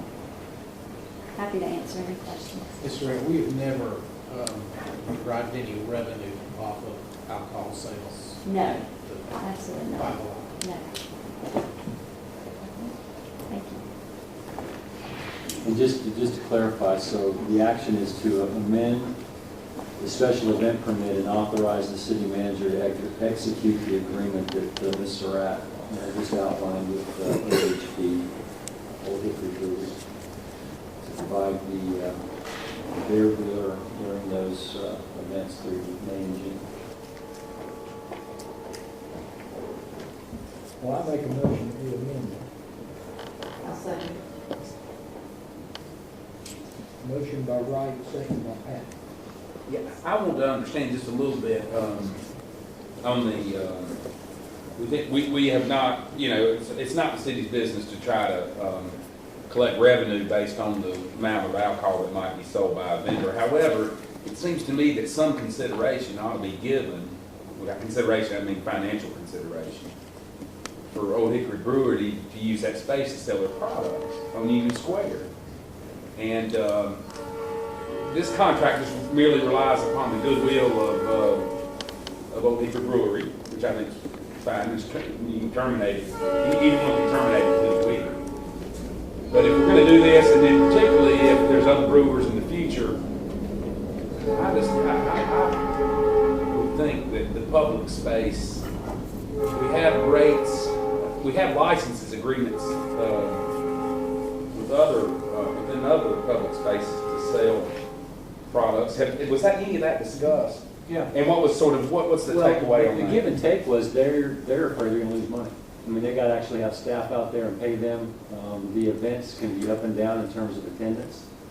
We even heard this evening, and we know from our own experience that when weather's bad, you're going to have low attendance, yet they still got to be there and provide it. So the thought process was, okay, this is a window. It's a trial basis. As you said, either party can get out of it. And we felt like trying to figure out some kind of revenue sharing would just they would probably walk away from it because they don't know if they can even make any money at it. So that, in simple terms, in the course of about 3 conversations and trying to get this done quickly so that you could actually provide it, during the next 8 weeks or 10 weeks of the events, that was our thinking. The last time the JCs were all volunteers. Right. They didn't have That's a lot of, They don't have any overhead. much of it. So they were almost assured of. And Mike, making money. the JCs are still doing their events. So you basically are going to be having tandem events that will overlap a little bit in terms of their time. One of them being at the Sales on the Square, the other one being down in the parking lot across from City Hall. Different venues, different types of music. Again, going back to our presentation, what we saw in these other communities was lots of activity going on in the evening, lots of different things for different types of people for what they're interested in. But specifically to your point, it was to say, well, let's try this, because their concern was that they may not make any money on it. Well, okay, well then, I guess to play the devil's advocate, if I may, and not to be argumentative. So, first of all, let me say, I don't feel like we're under any rush to complete this, to hit this May 10th date. Tonight, of course, we'll take a vote or whatever, but I don't feel necessarily rushed on it. But on the, with regards to, what if they are wildly successful? I mean, do you think they will come to us and say we would like to say that, and look, I want them to be. It's not about it's kind of about, it's about sort of having control of the public space there in for the benefit of the citizens, charging, making some sort of, I don't even know that it has to be all that financially strong. I think just something needs to be in there. It's just good public policy. But, Mr. Well, I appreciate your entrepreneurial attitude to this. And hey, the city, we deserve to have some reimbursement for our capital investment and other expenses. But I do think in a case like this, we would be heading down a dangerous path. There will be people who will not be receptive to us facilitating sale of beer anyway. And by making the motion, obviously, I believe this is good, overall a good thing for people to have. But you could end up with allegations, well, they're not real anxious to enforce the alcohol laws because the city's making money on it. I think it's getting into a dangerous area, mixing the city with profit on alcohol. I just think Yeah, well, I'm not suggesting revenue sharing. I'm suggesting a flat rate. a flat rate, yeah. Perhaps. And I don't know, do other cities in your research, Andrea, do they charge? I didn't come across that. Did you not come across, did you ask that question specifically? No, or? I didn't. Okay, And I didn't read it either. okay. I mean, I just don't know. You're suggesting that they pay rent just like the 3 other spaces that pay rent on Union Square. Is that what you're suggesting? I'm suggesting that they pay a licensing fee in order to sell their product on the public space. I think it's pretty typical public policy, for folks to do that. I don't know, and I don't know what that amount should be. It might be $100. $100 is not going to sink it or make it go anyway. But I think that there needs to be something there so that council can revisit. This is just an experiment. This is just 4 to 8 weeks, and to see if it works on both sides. And develop a policy. If it doesn't work on their side or it doesn't work on our side, then we can see what needs to be adjusted and go forward for the next season. And this isn't a special event, but Groucho's and the Wine Shop and Josh's, who have outside venues on our space to sell alcohol and or food, they don't pay any extra. They do pay extra. Well, just a small fee for that. Yeah, and in fact, they rent that space, which would be consistent with what Councilman Little's saying. You could set it up as a rental space to say it's going to cost X to do this. Is this the only group that we make this exception for? Well, it's back to the issue that Ms. Surratt pointed out, that they're the only entity we could find that actually has the right ALE permit to be able to do this. So you can't, I mean, our understanding of the law is you've got to partner with someone that has that ALE license. So in terms of an exception, I don't think we have anybody else that fits in that category. I mean, by way of example, we just partnered with Hickory Music Factory, a not-for-profit, and leased them the our old Parks and Rec. In exchange for that, what we're getting in consideration is not financial consideration. They're giving music lessons to citizens of Hickory that could not otherwise afford it. It's providing, a service to the public. So I just think it's good public policy to have some give and take in any kind of agreement with particularly with a for-profit for public lands. And that's how I feel, and I'll call the question. But the key would be, are we doing it on a square foot basis, or is it just a fee? Well, to be honest with you, that's why we just steered away from it, because we couldn't quickly, in a timely manner, come up with something that we could justify and felt made sense to you all. The opt-out, we felt like, okay, something's not going well on our side, one way or the other, we can simply say, here's, we're not doing it anymore, and that's the end. And so part of the logic is, how do you ask somebody to pay if you can pull the plug on them the very next day almost? So I don't disagree with the conversation going on, just sharing with you kind of how quickly we tried to bring this to you. And why the urgency? Just to meet the... Well, actually requests, public requests, it's an awkward situation out there, specifically at the wine shop, because we literally have an officer saying you can't leave this area. And so it has felt awkward, I think, to people, and I've heard that comment a number of times of, you got this great venue going on, this music, and yet there's this sense of, you can't consume alcohol around there, you got to stay right there at the wine shop, and so there was really a kind of a bit of a sense of, can you do something about that? Initially we said, no, we don't think we can. We tried all kinds of different ways, had a number of meetings with Chief Atkins, et cetera, trying to figure out how do you do that. You don't want to open it up to anybody bringing a cooler and just turning it into a mess. And so this law was actually brought to our attention to say, here's an avenue that other communities use, and so we try to do it in a timely manner to get it in front of y'all so that it can be something that takes place, because the first event, of course, started last Friday. And granted, the event Friday night, I went down there, the attendance was down, but the weather was not good. Sure. But I can remember last summer during these things, and it was huge crowds out there, and as you said, it was awkward that you had to stay right here, you couldn't move about, and there were just too many people in one little spot.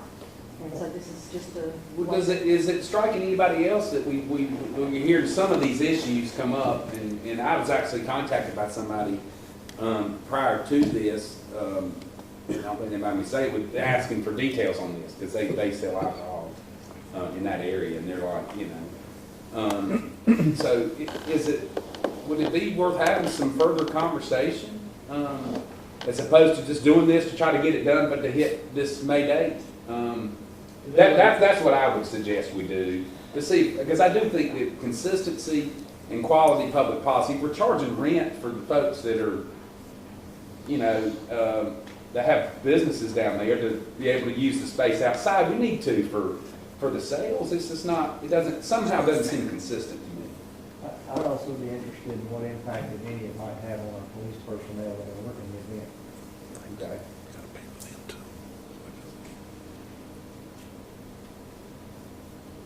And the urgency is they want to do it this Friday. Well, I don't know so much we were just trying to get it so that it's a consistent thing. I mean, once you start offering the the program, you want to have something that people know what to expect. I mean, that's part of why you do it every Friday, so that you advertise and people get in the habit of it. Again, we were just trying to respond to comments that we were hearing to say, okay, let's figure out. I think it's a great idea. There just needs some tweaking on what. You had a wonderful venue, you're asking people to come down here, you said, but wait a minute, let's put a stop to your enjoy. It's just a way to kind of further their, what they expect to go to an outdoor event. In response to your comment, what license would apply or what permit would apply in this situation? It's the ALE permit that's referenced in 18B. I'm talking about the city. From the city. The Oh. city would implement. I don't know, that's what I'm saying, we'd have to come up with something because we really don't have anything right now. We don't. The license would be, would be the. Do we not have in place already a permit or a license for events such as that? Yeah, we do. Well, you're talking about an actual permit where we permit someone to sell alcohol on our. Or sales? Well, no, I mean, the closest that you can come goes back to the relationship we've had for years with the JCs, where they're using the space at no cost. They are paying for officers, off-duty officers, to be in that area. And then, of course, the profit that they make off of the sale of alcohol is part of their giving back to the community. I guess philosophically, that's why City Council never got into that. And Councilman Lill raises a valid question. Okay, well, this is different in that you have a for-profit entity selling alcohol out there as opposed to a nonprofit entity. I think from a staff standpoint, we kind of, although it was a requirement of the statute in the ALE permit, we kind of like the fact that it's keeping with our concept of a craft beer. It's local. It's not just Budweiser or Coors that, you can buy it anywhere, kind of thing.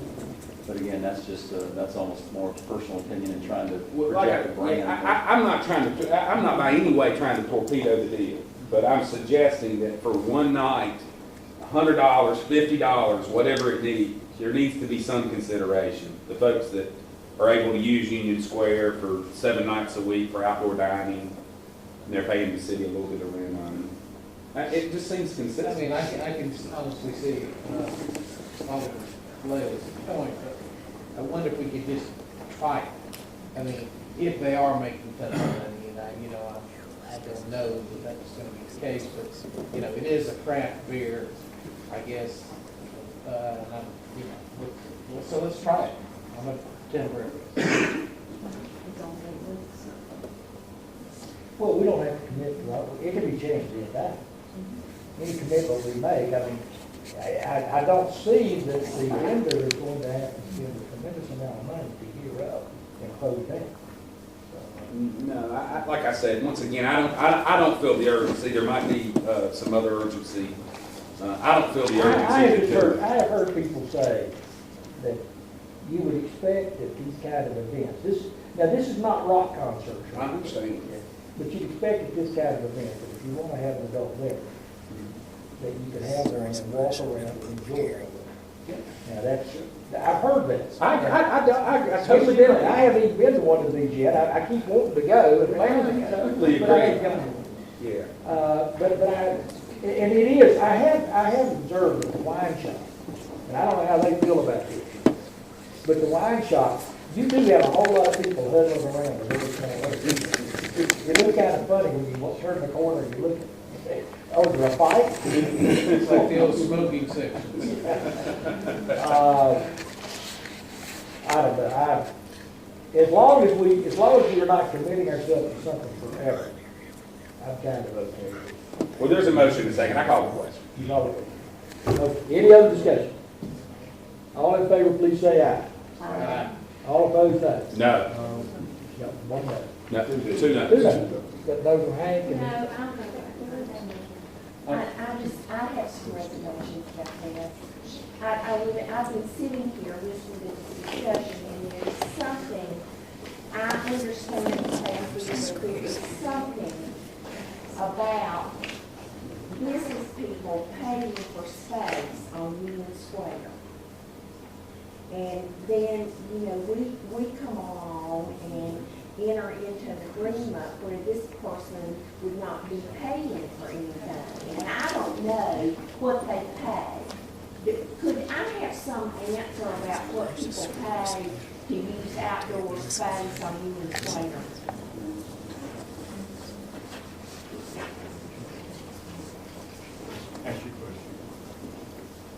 We're just trying to clarify what the motion was and who said it. Well, at this point, the motion has been carried 4-3, I believe. But we're still receptive. This still can be changed, and we're going to have a second reading next time, right? No. No, we can't. Actually, right, what you've done is, it doesn't require a second reading on the special or the event permit, and then authorizing the city manager to execute the agreement doesn't require a second reading either. But certainly you can if you'd like to. You can actually handle it however you want. Well, actually, I have a question. I've Okay, I'm asked sorry. what these other folks pay. What do they pay to have outdoor dining or the Groucho's, the wine shop? $25 a month. $25 a month. Of course, that's year round, but they typically only do it during the nice weather. I just feel like we gotta treat everybody the same in the same space. That's two issues. I agree that, it helps to attract people and overall everybody probably benefits from it. I'm concerned about, each person paying the same amount for the same space. And I'm also have some concerns about the police department and the personnel that are provided, who pays for those personnel and how many of them there are, and things along the public safety.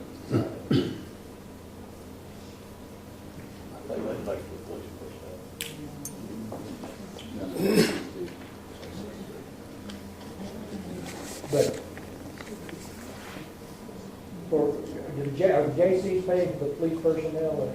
No, they used to, they don't anymore. But this is separate from the J.C.'s. Well, I know, but Two different areas, two different approaches. The city's providing 2 officers at the city's expense per month. Which is fine, I think we should have And we officers. can, like we Yeah. provide 15 or 20 officers for Brett, right? With the expansion of this and with it moving and so I'm a little bit concerned with what that's going to create in the public safety realm.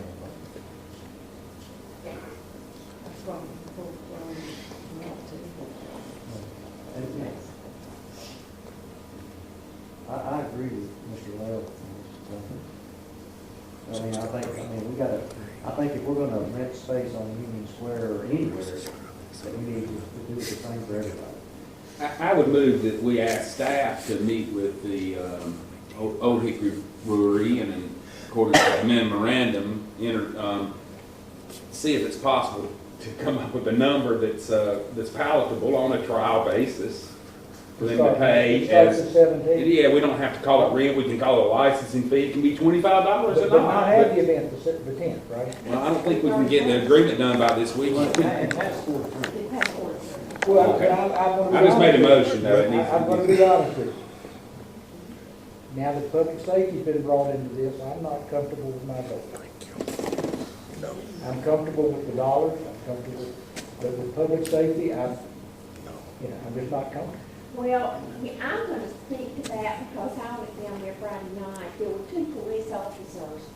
And if we sat here for years and had these mobs of people and hundreds of teenagers on Union Square and were oblivious to what was going down there, that we would be concerned about what went on there Friday night is just mind-boggling to me.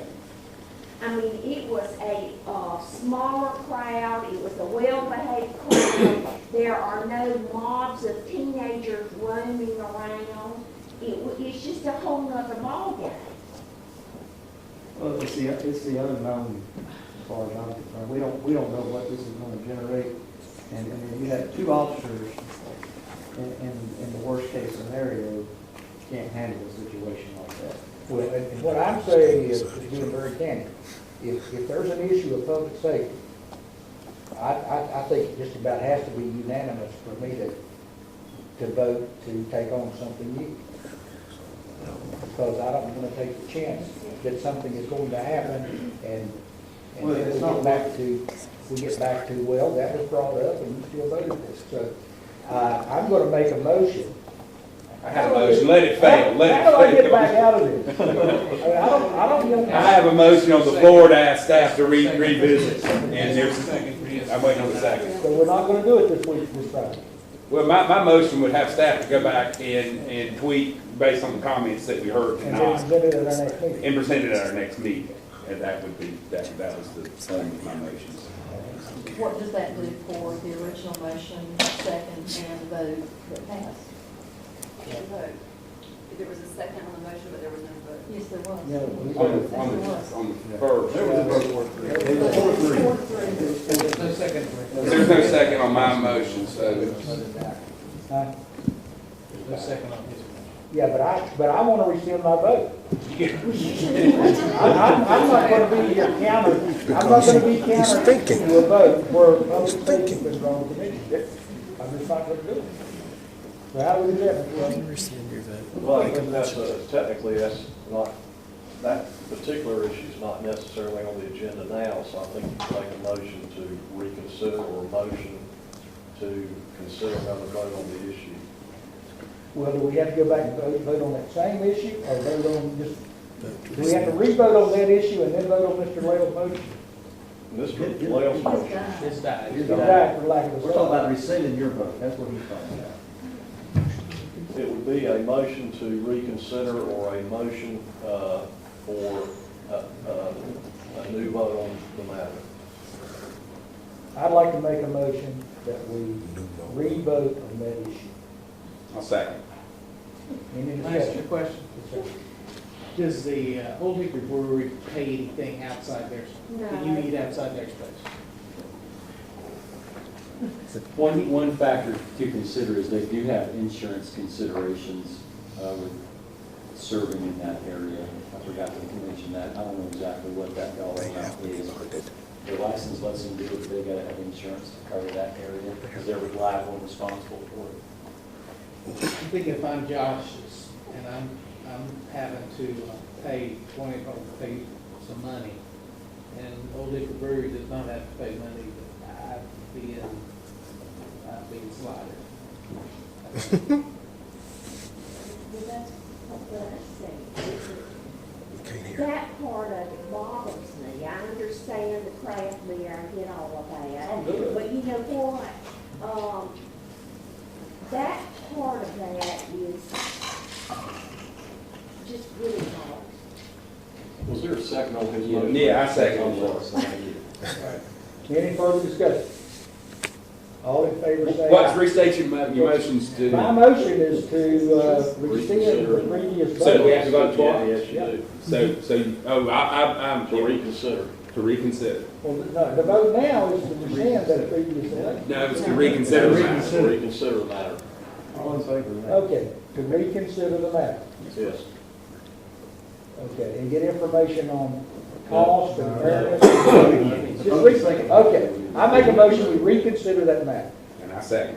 starting back at 8:45. All in favor say aye. Aye. All opposed, no. No. Mrs. Patton voted no. 6-1. Okay. Mr. Lael? I move that we ask staff to, based on our comments tonight, to meet with the Old Hickory Brewery folks, in this case, the folks named in the agreement, and tighten, address the agreement in the comments, yeah. And The concerns are space and what everybody else has to pay and public safety. Public does safety. that motion include bringing it on for the next meeting to review or consider? No, not necessarily. If it can be done, it'd be great. Yeah, that'd be great. Got a motion? Second. Second, Mr. Guest. Any discussion? All in favor, please say aye. Aye. All opposed, no. Motion carries. Sorry about that, folks. Sorry about that. Get it right. The next departmental report, I'll ask Police Chief Tom Atkins to come to the podium and discuss the public input process that he's been engaged in for the last couple of months related to a proposed youth protection ordinance.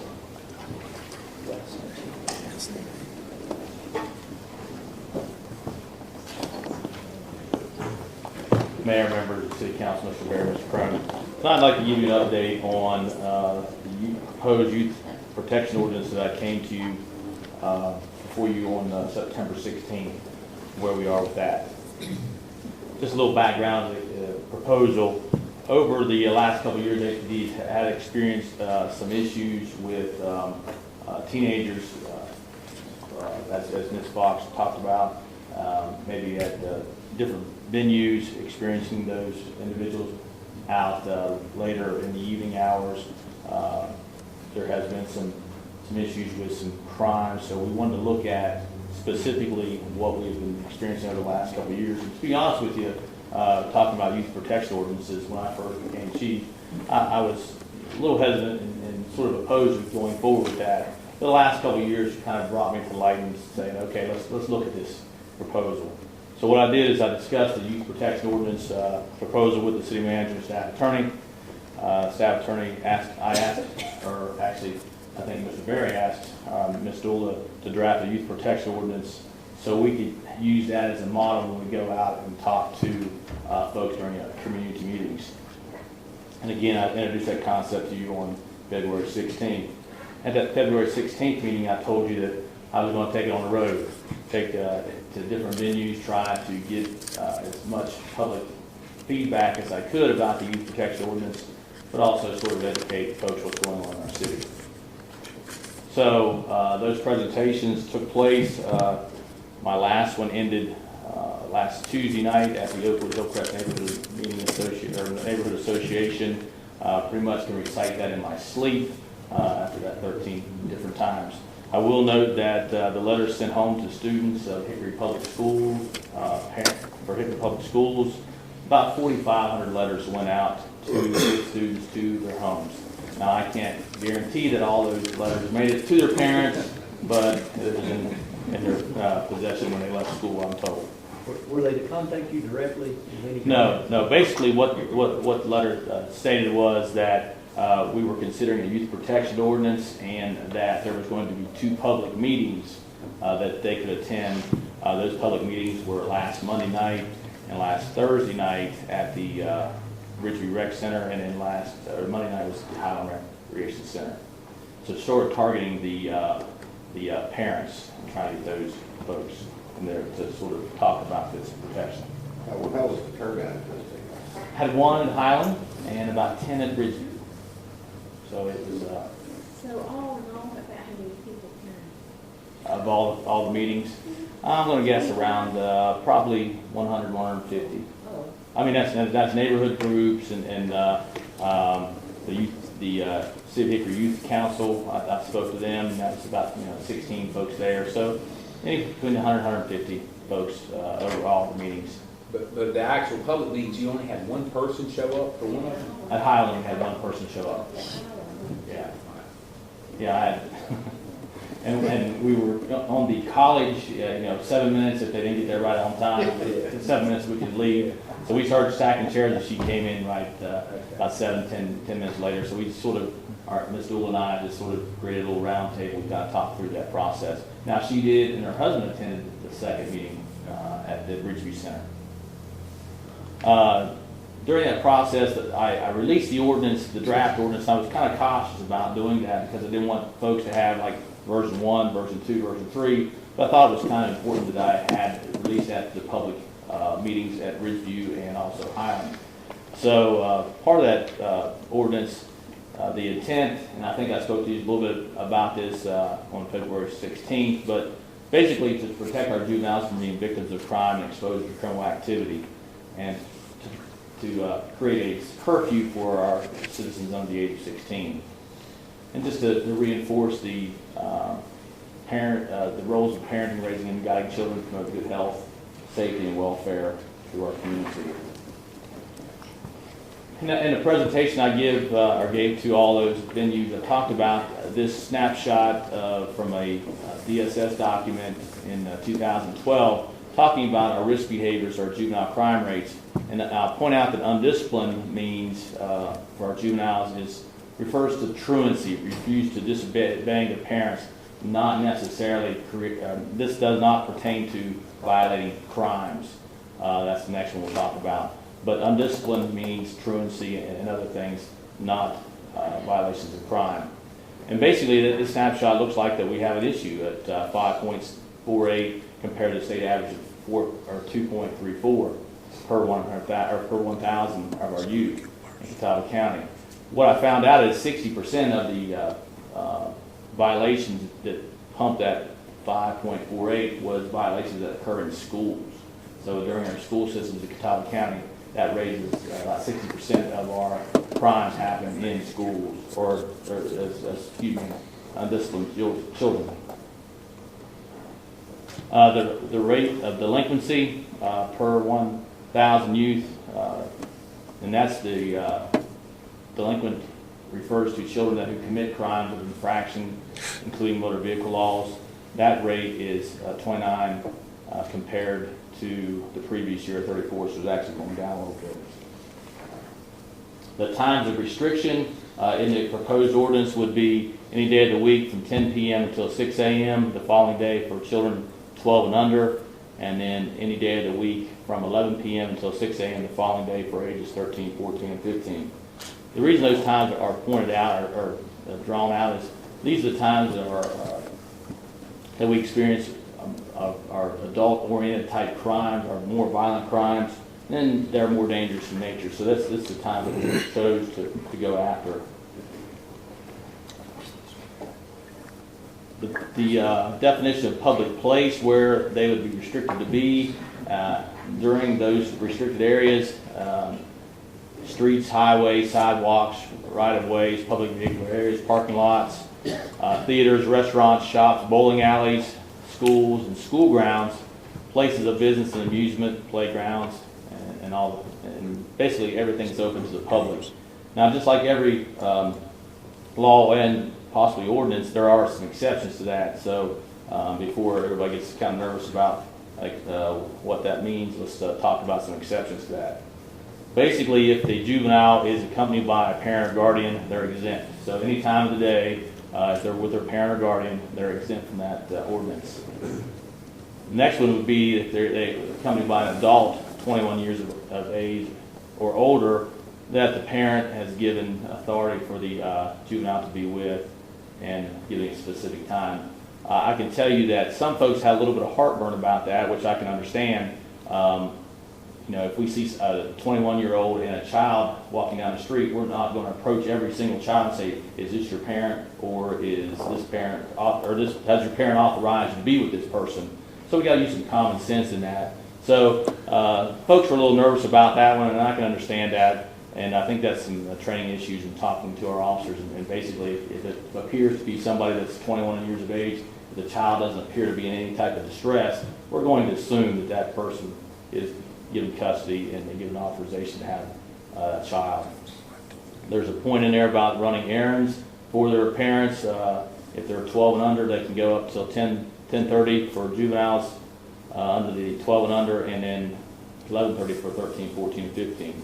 Basically, that's put in there if there's another child in the home and a parent needs the child to run an errand, as long as we're using the most direct route and their parents are authorizing to do that, that gives an extra half an hour. Any interstate travel through our city would not be monitored and would not engage in this ordinance. Again, traveling with a motor vehicle with any parent, guardian, or a person 21 years of age or older would be exempt from this particular ordinance. Engaging in lawful employee or using the most direct route from that employment, they would be exempt from that. Did I say something? I'm sorry. No. I'm rambling on. I'm trying to get through this. Reacting or responding to the emergency, attending to and from, using the most direct route, any school function, religious, recreational activities supervised by adults in a public or private school, city or government entity, civic organization, or similar type that accepts responsibility for the juvenile. So if your football goes and tied at the end of the regulation that goes into OT, and it goes past that time, as long as those children are using the most direct route from the area, the football stadium, to their home, they would be exempt from that. They're exercising their First Amendment right of religion, freedom of speech, or right to assembly, and in the case where they may be emancipated or married, they would be exempt. Some stats I shared with the groups when I spoke to them. During the times from January 2012 until present, HPD logged 19 field contacts that we actually, officers initiated a contact or had some occasion to come across these particular age groups after the curfew hours. 3 of them was 12 and under, and then 16 were 13, 14, and 15 years of age. Now I can tell you every time we deal with a juvenile, we don't normally do a field contact. There were some circumstances that the officers, for whatever reason, created a field contact for those 19 individuals. If we right now, if we run across a juvenile and there's some situation where we just tell them you need to go home, we don't do initial field contact for that initiation.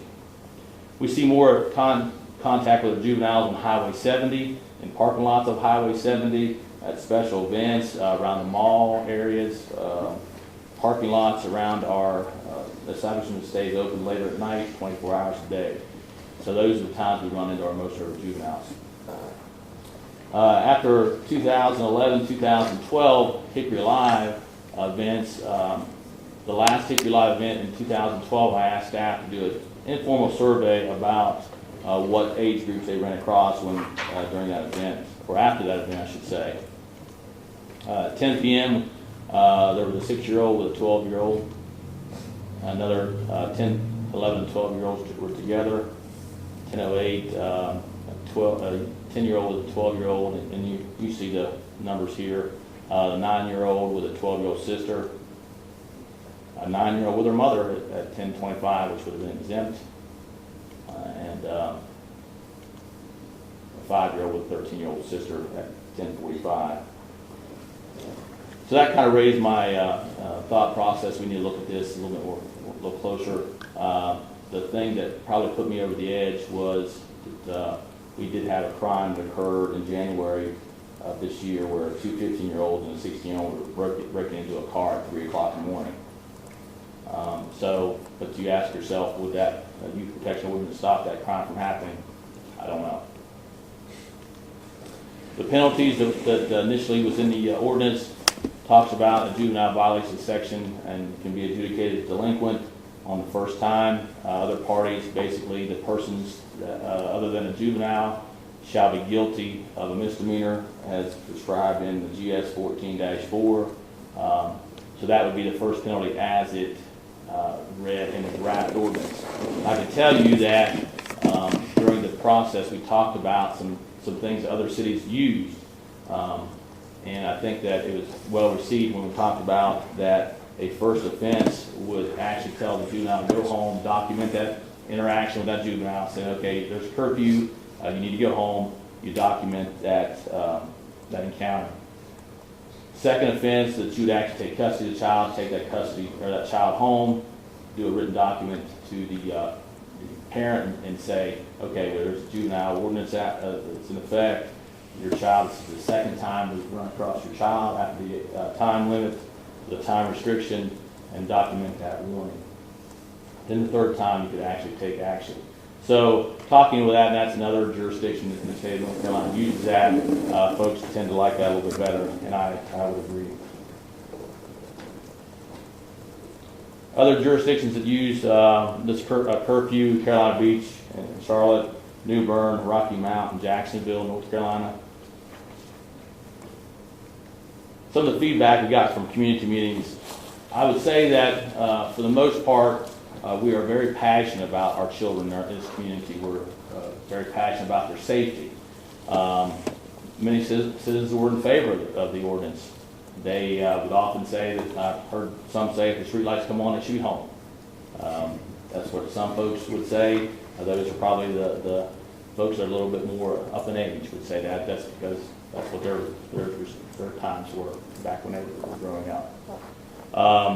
The one lady was very passionate about if we would pass this ordinance, that we needed to educate the business owners, that the business owners who cater to young people, such as the theaters, such as the bowling alleys, the skating rink is actually outside the city limits, so they wouldn't apply to them.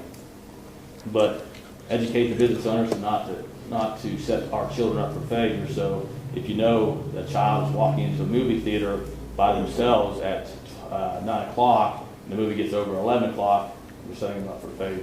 You know they're not going to be able to, they're going to be out past that ordinance. So she was very passionate about that, and I understood her thoughts on that. Basically, another group and then some individuals talked about will the ordinance be applied equally throughout the city. Some asked how effective other jurisdictions were experiencing when they have a youth protection ordinance in place. There is a provision, or I talked with the DSS director, if there's continuing violations with a juvenile, there may be an issue with some parenting issues, or a juvenile may not be receptive to a parent's direction or guidance, and the DSS would become involved. So folks were trying to see how much DSS would be involved in setting that family up for failure. Part of the ordinance, an exception would be the religious portion of it. So some folks want to make sure that officers are trained in religious beliefs, that not everybody attends church on a Sunday morning, that there's other religions that maybe they're having some type of religious activity after the times, and make sure that the officers do that. And how to approach officers if they're dealing with these young people, and how to enforce that ordinance. We had a long discussion about who decided the most direct route, so we try to work through that. One of the Hickory Public School children asked her mom to come and ask me if she babysitted her neighbor 3 doors down. If she walked home after the parents got home and I walked down the street, would I be subject to this ordinance? Her mother asked if there was a sleepover with friends, could she jump on a trampoline in the backyard? At least they're reading the letter, so I'll give them that. Some folks ask for more stats and why we need the ordinance, but as I said earlier, folks did like the 2 warnings before enforcement was actually taken. And I did have the opportunity to speak to the Carmike theater manager and also the YMCA director and talk to them a little bit about the ordinance, and talk to them a little bit about what, if considered, how would that impact them and how would they work around some of that. So didn't have a real, didn't ask them for an answer, just sort of want to make sure that they knew what was going on. So with all that said, here's what I believe our next steps are. I feel that we need to do some more documentation with our folks. We need to have some more documentation with our interaction with our children after the hours of 10 and 11. Right now, like I said, we don't record those interactions. I know that we have some issues at our special events, but it's maybe not after the times that we have. So some more statistics that will help us understand this issue in our city. Do a review of our stats again. Unfortunately, running our stats in our current system, there's a little bit of difference in how to pull that data, extract that data out when it comes to juvenile, because juvenile records are very closely protected under confidentiality. So pulling those out and how to document that down is sort of a difficult and cumbersome process to extract that data. So going to have to do a little bit more research on how we can document that a little bit better. And throughout this process, continue to educate our folks and educate our children and our parents that, maybe it's not the best idea just to drop your child off at the mall at 6 o'clock and then pick them up at the movie theater at 11:30, which I hear happens some. So, with that said,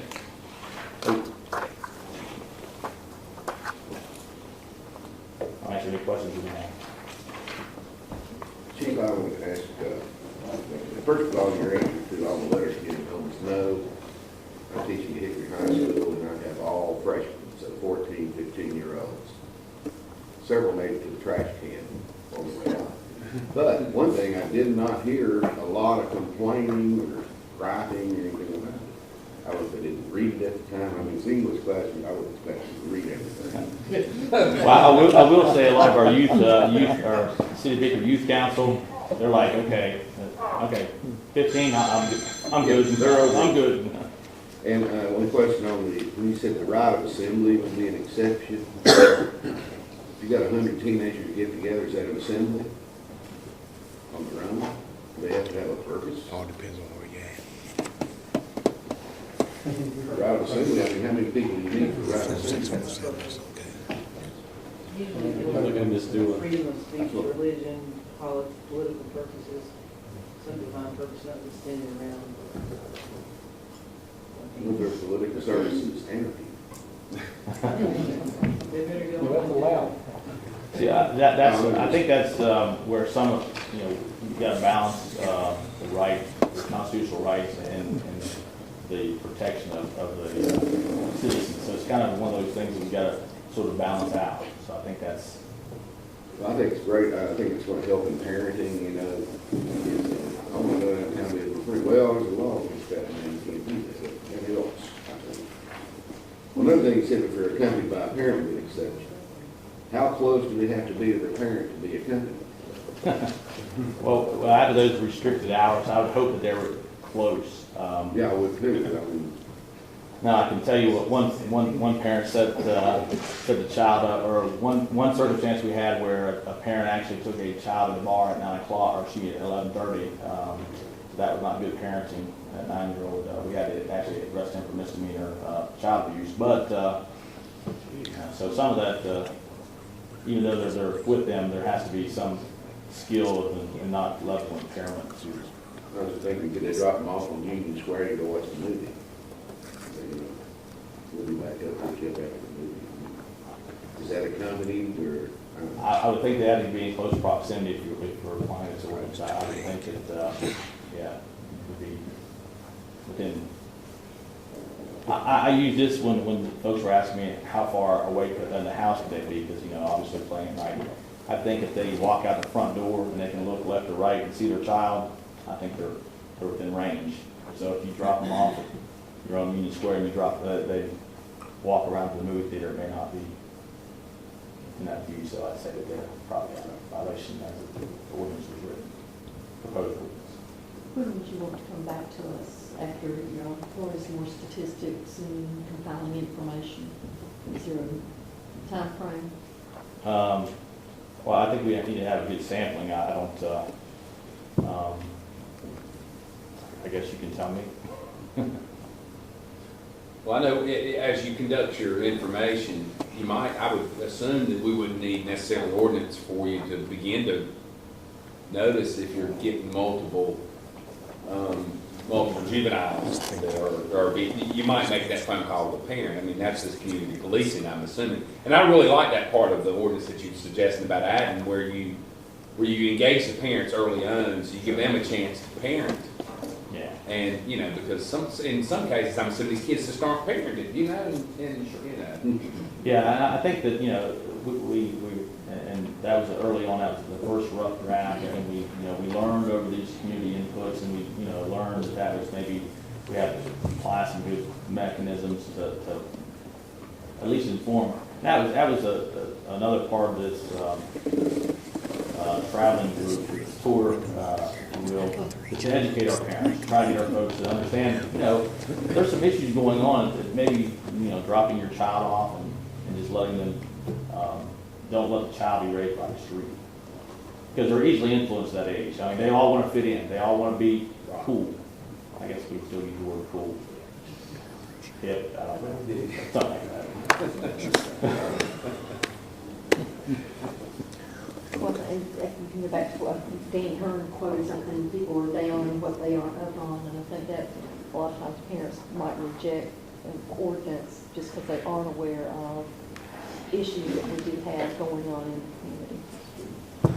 And I think that needs some more, a little bit more information, a little bit more statistics, and trying to figure out how to better capture that and tell that, because, you know, I guess, like I said, we have a tremendous amount of contact with the juveniles, whether it be on Highway 70, whether it be downtown or at a function. We just don't document those. We, you know, move on. You know, got to move on. It's getting late. I was really The event's surprised over. that I didn't get a lot of negative feedback, didn't get any positive. It was kind of like, oh, okay.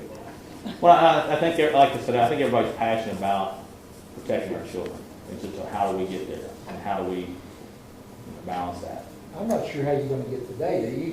You can't demand that they show you an ID. Well, they won't have an idea until they're that age. I mean, I think it's just a kind of informal, what we did that night on Union Square. We just kind of walked up and said, hey, and I don't think it's a matter, and I would suggest, and I'll confer with Attorney Dula afterwards, that's not getting their name, that's not getting any real information, that's just, they ask how old you are, and then sort of document the time, document that somehow in our record management system or a separate system to capture that. So we don't want to create files on juveniles, so we don't need to create files. And some of the officers know the juveniles from community policing. They already know that. I mean, they know them by name, they know how old they are, and where they live. I think that, yeah, in their particular packs they would. When you have special events, I think that, you know, we have officers coming from all different areas and assignments that they'll serve those roles. Do you see, this is just a real broad question, just curious, as we had this discussion. Are you generally, do they feel like police officers, public safety officers, are their friends? That's, you know, I remember trying to teach my kids, you know, don't be scared of the police officers. They're there to help you. Well, I think there's two issues there. I think that one is the raising a child and telling them that if they need help or whatever. You know, so many times, you know, we have to correct folks because, you know, they'll pull the 3-year-old. If you mess up, he'll take you to jail or he'll take you. Yeah, right. You know, we're not all about that. I think also the negative encounters that maybe juveniles have had in the past, and there again, I think that one individual pointed out that how we have our officers approach the juveniles. I mean, this is not a penalty for the juveniles as much as it is for the parents. I mean, you know, it's more for the parents and holding the parents, you know, to sort of accountability to you know where their children are at a certain time of the day or evening, I should say. The positive side of it is the contact that the SROs have with all the juveniles within our city. I mean, that's probably one of the best things that we've ever done. Right, yeah, I mean, the 4 SROs that, and some of the ones that, like Ms. Nelson was here tonight taking pictures of Officer Killian, her interaction with our Gang of One program that she has officers come in and tutor with her for children on Tuesdays and Thursdays in different rec centers and libraries that you know, try to promote that. You know, the officer is here to help, and we're not that person behind the windshield driving down the road. But the kids love the SRO. I mean, I can vouch personally that my children have absolutely. That stays with them. Yeah, that is a great program. Well, what I like about what you've done so far and where you're going to continue to go with this is really a response to your concerns about the safety of the kids. This is not our response to the kids have become a huge problem to our community, and what can we do to stifle it. This is all about protecting kids. Right, and I think there are some issues, some disruptions, you know, large groups of children, and I understand that. But trying to figure out how to best, for lack of a better term, police that is where we need to try to do it.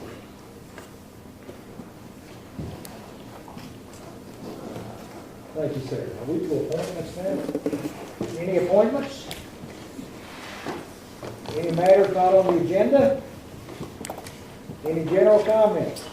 Mayor, I'd like to make one little comment and recognize the young man, Blake Wright. And do you still stand up, Blake, after this long meeting? Blake just graduated from UNCG and will be spending some time with us off and on the summer as an intern. So you'll see him around. And where did Blake grow up? Whatever. All right. Don't get anybody. Hey, keep the secret. Tell David, don't you? I also want to remind everybody that the annual Kiwanis Pancake Breakfast is going on Thursday, Friday, and Saturday at St. Luke's United Methodist Church. We can deliver it to you on Thursday, you pick up, and Friday, Saturday, you can pick it up and dine in with us. I have tickets for sale if you want to get some now or buy them at the door. I just want to say I'm very appreciative of council, and I know my mother is, of the thoughts and prayers of council and staff, and certainly the flowers that you sent with her illness. I appreciate it a lot. Motion to adjourn? Motion. Everybody made that motion. I'm going to give Mr. Yes, credit for second. All in favor, say aye. It's done. Satellite issue. That some of them, I think.